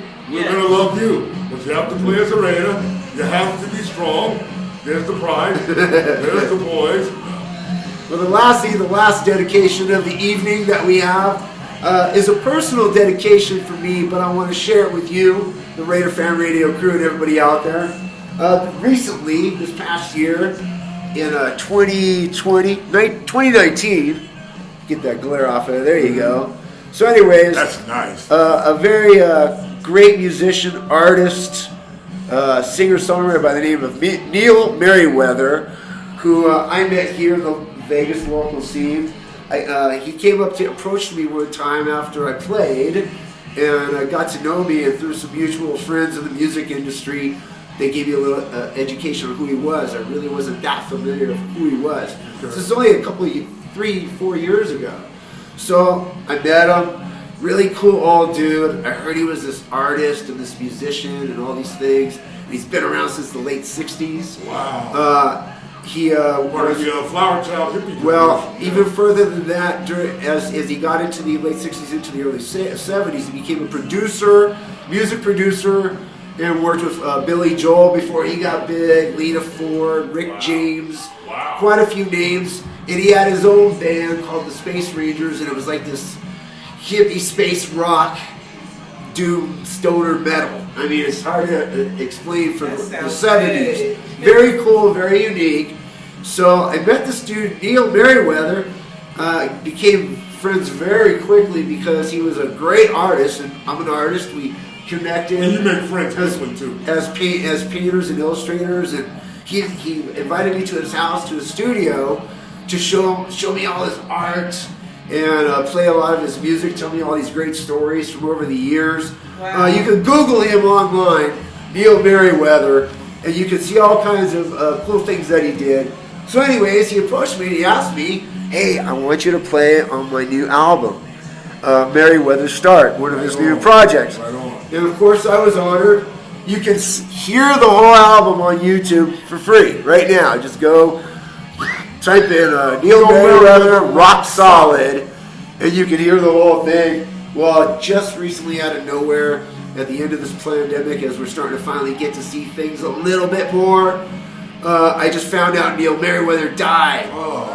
And I can tell you from firsthand that his artwork and his music he was doing, even at the age of 74, 75 years old, you would think he still had a lot to give and a lot to do.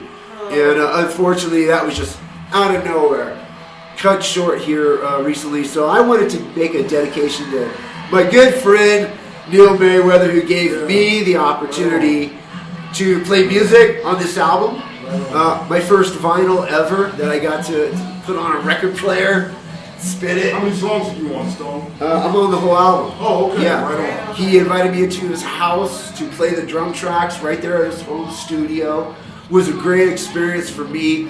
And when you get to do that with well-known, established talent in the industry, it's just a great experience. So for me, it was just awesome to do. You know, we're always talking about how we're the elders around here, you know, the Generation X. Well, he was the generation prior to us, 20 years older than us, and I certainly had the opportunity to bask in the greatness, learn from, and get the chance to create with Neil Merriweather.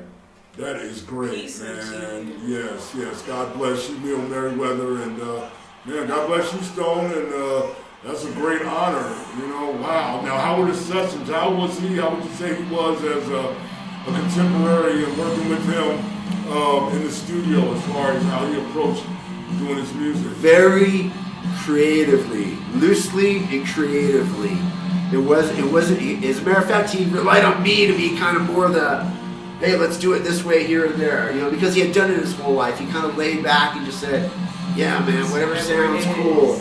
And so that's what was cool about the experience too, to have the trust to work with someone like that. Right. But you know, we're gonna flash some of his artwork, you know, on the screen and some pictures and things. A very elaborate, detailed, abstract artist from the 60s. Very detailed, a lot of things happening, a million things happening. I'm just thinking as an artist, spending all that time with the brush and a pen to try to create all that detail. He's had his paintings in many galleries across the country. As a matter of fact, the last one was here in Vegas. He had a lot of his paintings out there. So as much as you would think of a person like that, they were that easygoing to get along with and work with too. Yeah, you know, I'm thinking about you being, you know, a younger, you know, artist. He was me in 20 years. Yeah, working with him, and I'm thinking about the great documentary about Victor I hope. You know, of course, a hero of yours, I'm sure. The great Cream Drummer. Oh, that's a great documentary. Yeah. Mr. Baker. Mr. Baker, no, Mr. Baker, Baker the or first part something of like it. that. They call you Mr. Baker, They call me or Mr. beware of Baker. Mr. Baker, or something like that. Yeah. Mr. Baker. But that's what I was kind of like, you're younger, being around this, you know, Yeah. great, accomplished artist It's like all that. that. It's all yeah, that. Yeah. Well, God bless Neil Merriweather, and the album is Rock Solid, and our own Michael Mason. That Stoner Dude 420 is on the whole album, Kicking the Skins, man, so check it out. Yeah, that's what's up.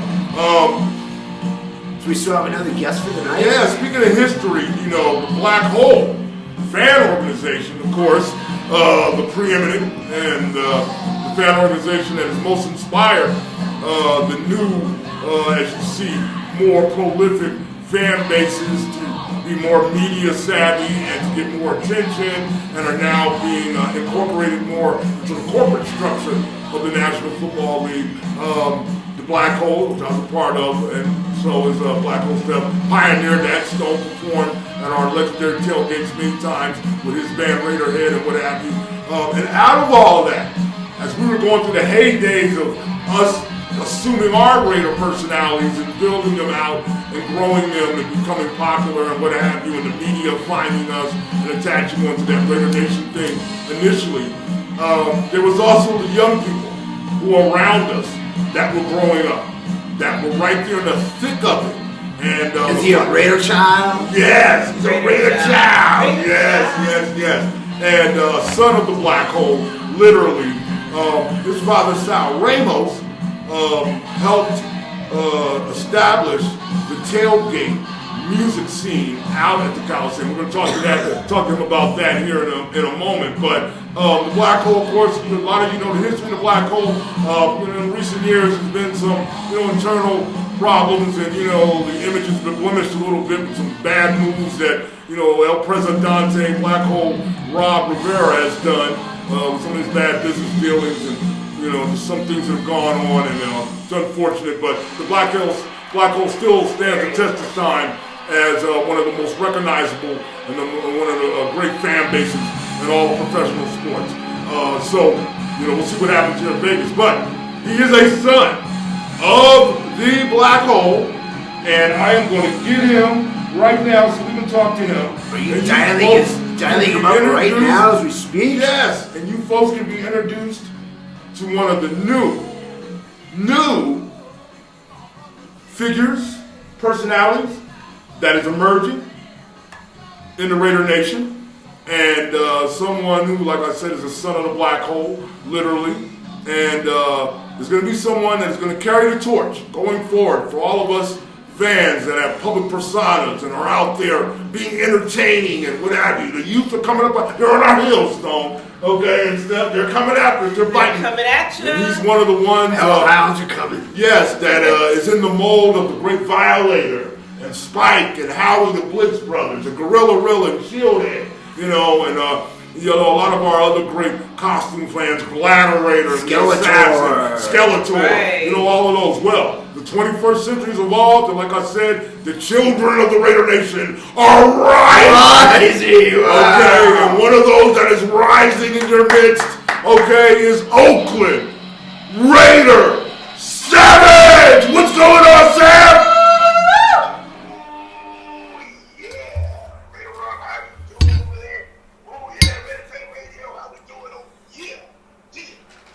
Yes, we can dig it. So And one of my questions just got answered right there. How you doing, Savage? I'm doing great. I actually was watching WrestleMania. It's like hyped up. Plus, I was in my Raider. I'm actually over here at Raider Dave's house, feeling the vibe of the old Black Hole. Wow. The whole, like I'm back in time. Just kind of feeling that 1995 when the Raiders were back to Oakland. Yes. I felt the whole vibe. You know what I'm saying? Oh yeah. Man, put for old time's sake, man, put your hand in the pool for me. You know what I'm saying? The pool is still there. It is the Monzo Compound, one of the meeting places for the legendary Black Hole fan organization, which Oakland Raider Savage, who is joining us right now, grew up, like I said, as I introduced you before you got on, as a child in the Black Hole, as a young man growing up. And I just want to know for you, and it's a question that I've asked some of the other young folks that were around at that time, what was it like for you as a kid being out there and seeing that? What started out as you going to games on Sunday with your dad, which we're going to get into in a moment, his significance, and your uncles and other friends and family out there just to go see a game, and then all of a sudden, before you know it, right before your young eyes, it's an international phenomenon. Well, I tell a lot of people, that I was a second generation, or I don't know how you say it, but everyone looks at me like, man, that was your life, but to me, it was normal. Like, this was this is how I was raised. Raider Dave's house was only 2 blocks behind where I lived, and I could walk to Dave's house from my own house, and just like everyone that was there, Raider Dave and Rob is my cousin, and Harry was the gentleman that would fly around there, right? In the end zone, and Maldonado and Tim Cunningham. These were like my uncles, and even you, Raider Rob, you were like my uncle out there in the tailgate. You come up there on the microphone and get everyone all hyped up. And my dad had his band out there. Yes. This was my life. This is normal. We started off every weekend. Started off at the Hilton. Being out there, I was probably the only 10, 11, 12, 13-year-old who can go to the Hilton. Right. At a nightclub. Right. And just sit there. Yes. I'm just like, hey, how you guys doing? I see Ron Jones over there at the bar. Like, what's up, Mr. Ron Jones? You know what it was? Yep. Right next to him, flashing his rings. This was my life. It was normal for me. Wow. I did nightclubs, in middle school. Man, how you doing? All right, So it was normal for me, and it is amazing. It is amazing how this group of people over here in South Hayward that started the Black Hole, right, turn this group into this international phenomenon. Yeah. They say the Black Hole on ESPN. They say the Black Hole on the NFL Network. Right. It's crazy, and I was right there from the beginning. It's unbelievable. Yeah, I was telling Stone we were prepping for the show last week. He wanted a little more insight on who you were because he wasn't too familiar with that whole origins. And I told him, I said, talking to you and some of the other young folks, as you guys have come of age now, you guys are adults now, it's kind of the equivalent of Wolfgang Van Halen, the late great Eddie Van Halen's child, Jason Bonham, who you can relate to, like children of rock stars. These are the children of the Black Hole stars and the Raider Nation stars. And I remember you running around. And they carry the torch. Yes, right. And mantle. And they learned it authentically. And I remember you running around, at the tent and being there with some of the other kids. And also you would, be at the table eating and, you just mess with us and be running around cracking jokes and just being a part of the scene. And it was showing, despite the image that people always tried to say it wasn't family friendly at the Coliseum, it was very family. It was families. There was a lot of young people there, as Oakland Raiders Sal just testifying to. And you had a very special job, too, because your father, Sal Ramos, as we just talked about. They gave him a job? Oh, yeah. Put him to work, baby. You on the ship, you got to work in the pirate world. His father started the Lowdown Band, and the Lowdown Band and Sal Ramos and that band pioneered the tailgate scene at the Coliseum. It was the first band out there that played live at the Black Hole tailgate parties. And they just did it. But everything was new in 95 and 96 and all that when we first got back. And so there weren't a lot of restrictions. And so we had the reign of the place, so to speak, for a good 5 years there. But at the very beginning, when you were coming out there with your dad, and the band was becoming popular, whatever, you had a job. You had a very special job as a young kid. Tell everybody what that was. Well, how they're saying Stone can relate to this. Torch. That we're carrying a torch. I was literally carrying the fuel to light the band up. I was in charge of putting fuel into the generator. Because without me, there'll be no band. Right. Put the gasoline in the generator. I had to time it.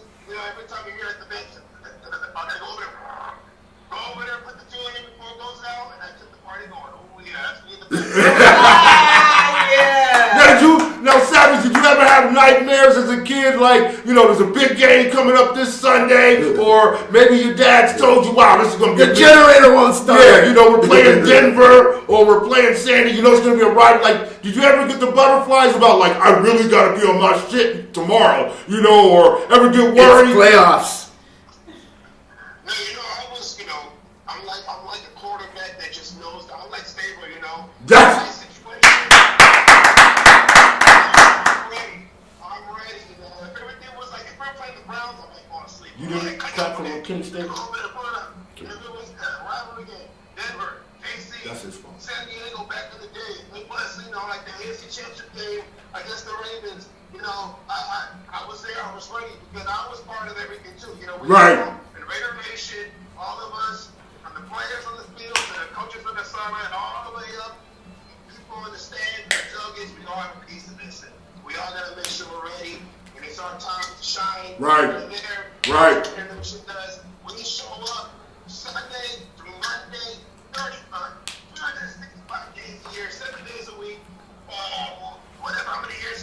25, 26 years. Yeah. This is what we do. Yeah, that's what's up. That's what's up. You know what? I want to ask you because I have an idea, and obviously we all do now know, but your character, when you grew up after being influenced, I suppose, by Violator and all the other costume fans out there, decided to create yourself a character, inspired by Randy Savage, obviously, right? Oh, yeah. Do you have an Elizabeth? Not yet, but if you guys have the business for me, you know. Oh, this is Las Vegas, baby. Yes, we can find you at Elizabeth. We can find you Elizabeth. Come to the draft cast party. They'll be in Elizabeth, baby. Yeah, we're doing a whole draft thing too. I did a first round pick, a second round pick, a couple third round picks, you know, and we'll pick which Elizabeth to make it, you know, as my starting quarterback. Yeah, go to 8. Yeah. How are you handling being a public figure? You grew up around that whole environment, like we said, and watched the black hole blow up. You were there for that. Raider Nation blow up. You watched some of my fame and all of these other personalities, black holes. Steph get popular as a journalist with RaiderFan Radio. You were there at the beginnings of all that too. But then you assumed the character of Oaktown Raider Savage. How are you handling popularity and handling being in the public?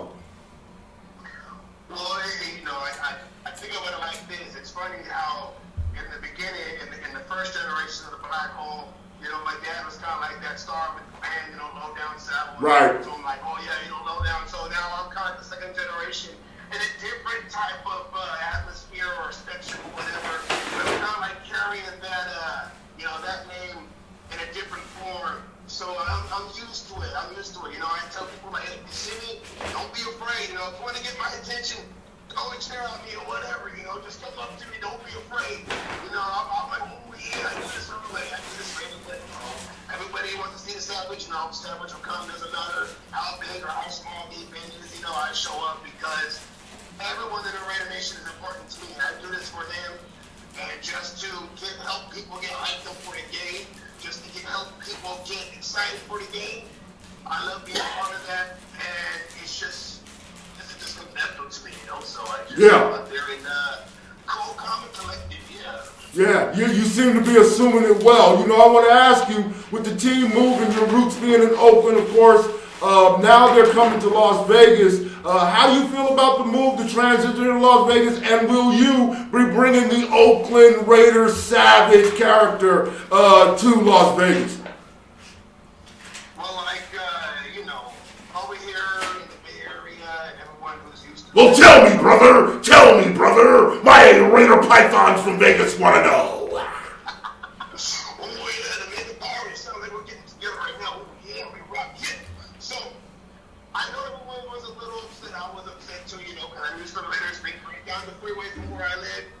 But you know, I feel that Vegas, I love Vegas. I go to Vegas every year for my birthday, you know, so I feel that we can make this, you know, make the whole Raider Nation even bigger in a town like Vegas, you know. Right.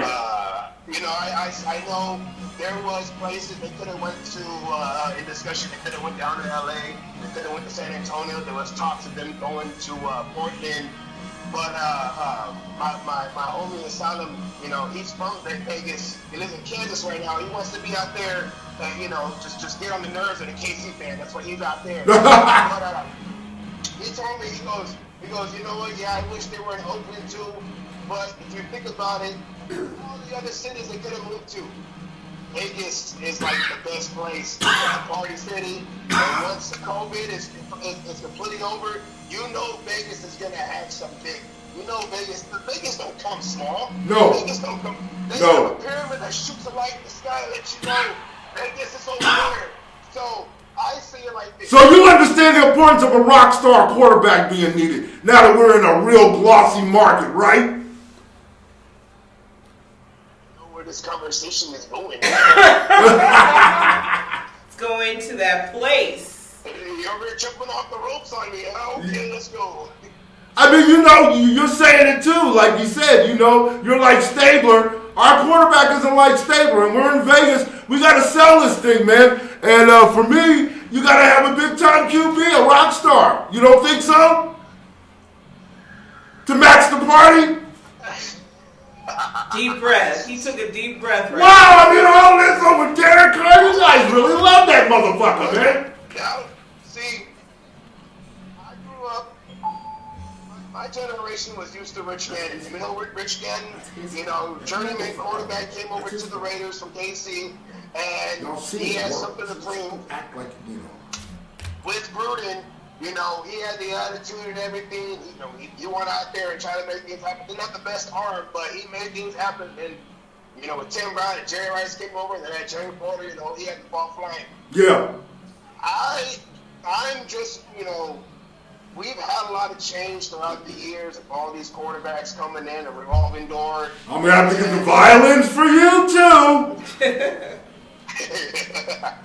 We just, I like the consistency, but I know that we need to take it to the next level. Yeah. I feel that, I know our defense was a big Achilles heel in a lot of the games we played where we could have had victories. Carr is able to sling it. He did it in 2016, and I know we got injured. It just seems a little bit different. But yeah. Let's just see what happens this year. We got a better defensive coordinator. We got some guys up on the front of the defensive line. So maybe with the defense, it complement the offense. So you're optimistic. You're optimistic for this year and optimistic. And like Raider Homer and some others that are in Carr's corner, let's just give him at least this year with all these new things that we got and see what happens. We never really had like a good defense. I can't. The last good defense I remember was 2002, the Super Bowl year, when we had guys up front like Armstrong and Sam Adams and John Perella. And I don't know if Upshaw was still on that team, but we had guys, Romanowski, a linebacker, and then the young dude, Napoleon Harris, in the middle linebacker. Right, we had actual DBs like Woodson on one side. Right. And we had, the rookie got hurt. Rod Woodson, Charles Woodson, yeah, Torrey James. Right. We had guys, so I'm hoping that with the new, we had a lot of new guys on defense. Hope. All you motherfuckers need to go work for President Obama. Hope. I hope Derek Carr gets traded on April 29th. And I hope you'll be watching live on RaiderFan Radio's Draftcast. And maybe even check in with us, Savage. Because you guys are killing me. But I respect it. It's all good. I ain't going nowhere. Neither are you. We look forward to you coming to Vegas, too. Let everybody know where they can find you, Savage, in the world of social media. Oh, yeah. Well, you can find me I'm mostly active on Instagram. That's Oakland Raiders Savage. And I'm on Facebook as Oakland Raiders Savage. And I got to get my Twitter going. I'm not really into the Twitter yet. I feel you. You're not a twit. You're not a twit. That's what it is. No, I'm not a twit, nor I'm a twat. But mostly on Instagram and on Facebook. And when I start getting I'm getting back in shape again, you can find me on OnlyFans on the Savage Package. I heard that. $7.99 a month, huh? Hold on, okay. How much are the tickets out there in Vegas? The tickets right now are pretty much through the PSL package. Individual tickets, they were probably going to be starting at $150 for the lowest ticket. I know there's going to be a standing room section that's near the big permanent torch there. But we didn't really get to know this year. So we'll see what's up. But you can trust that your lowest ticket is probably going to be starting out at $150. Well, then it's going to be about $150 a month to see Savage Package, so I can light these females and light their torch, you know what I'm saying? Oh, yeah, Yes, I know what you're saying. Hey, I want you to give your best to your dad from us, Sal Ramos, and let him know we love him, man. And the Lowdown Band, legendary. Peace out. We're going to have you on again, and we'll go and dive a little more into some of the historical moments that you remember and just, continue to keep you plugged in. But we want the Raider Nation to know that this is one of the young, emerging characters and personalities that's carrying the torch for the Raider Nation as a whole, not just the Black Hole. He's a son of the Black Hole, okay, but he's a citizen of the nation, and it's their time. It's the young people's time. I know I get on there and rail a lot about the millennials and all that and the other, but, it's the stereotypical millennials that are usually the ones that are being pushed. We're trying to push millennials and young folks that don't fit the stereotype. And this is not your stereotypical Raider fan, and he's not your stereotypical superhero, okay? Oakland Raider Savage in the house. We appreciate you, all right? And look forward to seeing you when you come to Vegas, because you'll be down here soon, right? I'm going to be out there in Vegas May 15th. Me with Raider Homer and the Raider Home Productions. We're going to try to do something down there. We're looking to go to the M Lounge or something. So but we're going to be down there. We're going to be down there and try to take over Las Vegas. Oh, yeah. I hope I see you too, Raider Rock. I got to see you. Yes, sir. We got to reunite, man. I'm looking forward to it, man. And we'll do a more sit-down interview with you when you get here, man. Okay? But remember, the Pythons are ready. The Pythons are out. And you cannot bring down the Robomania, baby. I'm looking forward to seeing you, brother. The madness comes over there. The madness is going to take over Las Vegas. Oh, yeah. And when the mega powers combine, going through all stratospheres and everything like that, we're going to come and take over Las Vegas. Raider Nation takes over anything we go to. Any away teams, you see the whole stadium is all black. We take over. That's why we're called the Raider Nation. But there's only one nation, the Raider Nation. Oh, yeah. Oakland Raiders Savage on RaiderFan Radio exclusive. Yes, we will. Raiders Savage. Thank you, man. The great ones are growing, and they come from the seeds that we have planted. Yes, most definitely. Right on. Great to talk to him, man. Thank you, everybody out there, for your patience, man. When we're trying to bring you the best in entertainment, we know we bring you a lot, but we definitely want to, like I say, highlight some of the, younger and the more, with it and right now Raider fans who are sometimes more relatable than us old heads. You know what I'm saying? They're more into what's happening with the team now. They're more plugged into the players now, and more plugged in because they're on social media, knowing exactly all the ebbs and flows of so much Raider content that's out there in the universe. So, on that note, the new generation, Raider Nation. The new generation, the Raider Nation. We welcome them along on this journey, on this Raider Nation journey. Right here, we're at RaiderFan Radio YouTube, and soon to be RaiderFanRadio.Vegas, coming at you with RaiderFan Radio on YouTube. Well, speaking of our journey will be our next show. Well, this is number 19. That means next show will be number 20. Wow, we made it. Well, we haven't made it yet. Yeah. I guess you'll find out live Thursday, April 29th at 5 o'clock live right here on YouTube. That's what's up. At RaiderFan Radio. That's what's up. And of course, until then, you can contact us at RaiderFanRadio@gmail.com. Later, Raiders. Get your draft comments in, get your draft picks in, and prepare to hang out with us like Stone said. Peace, everybody. Stay Raider.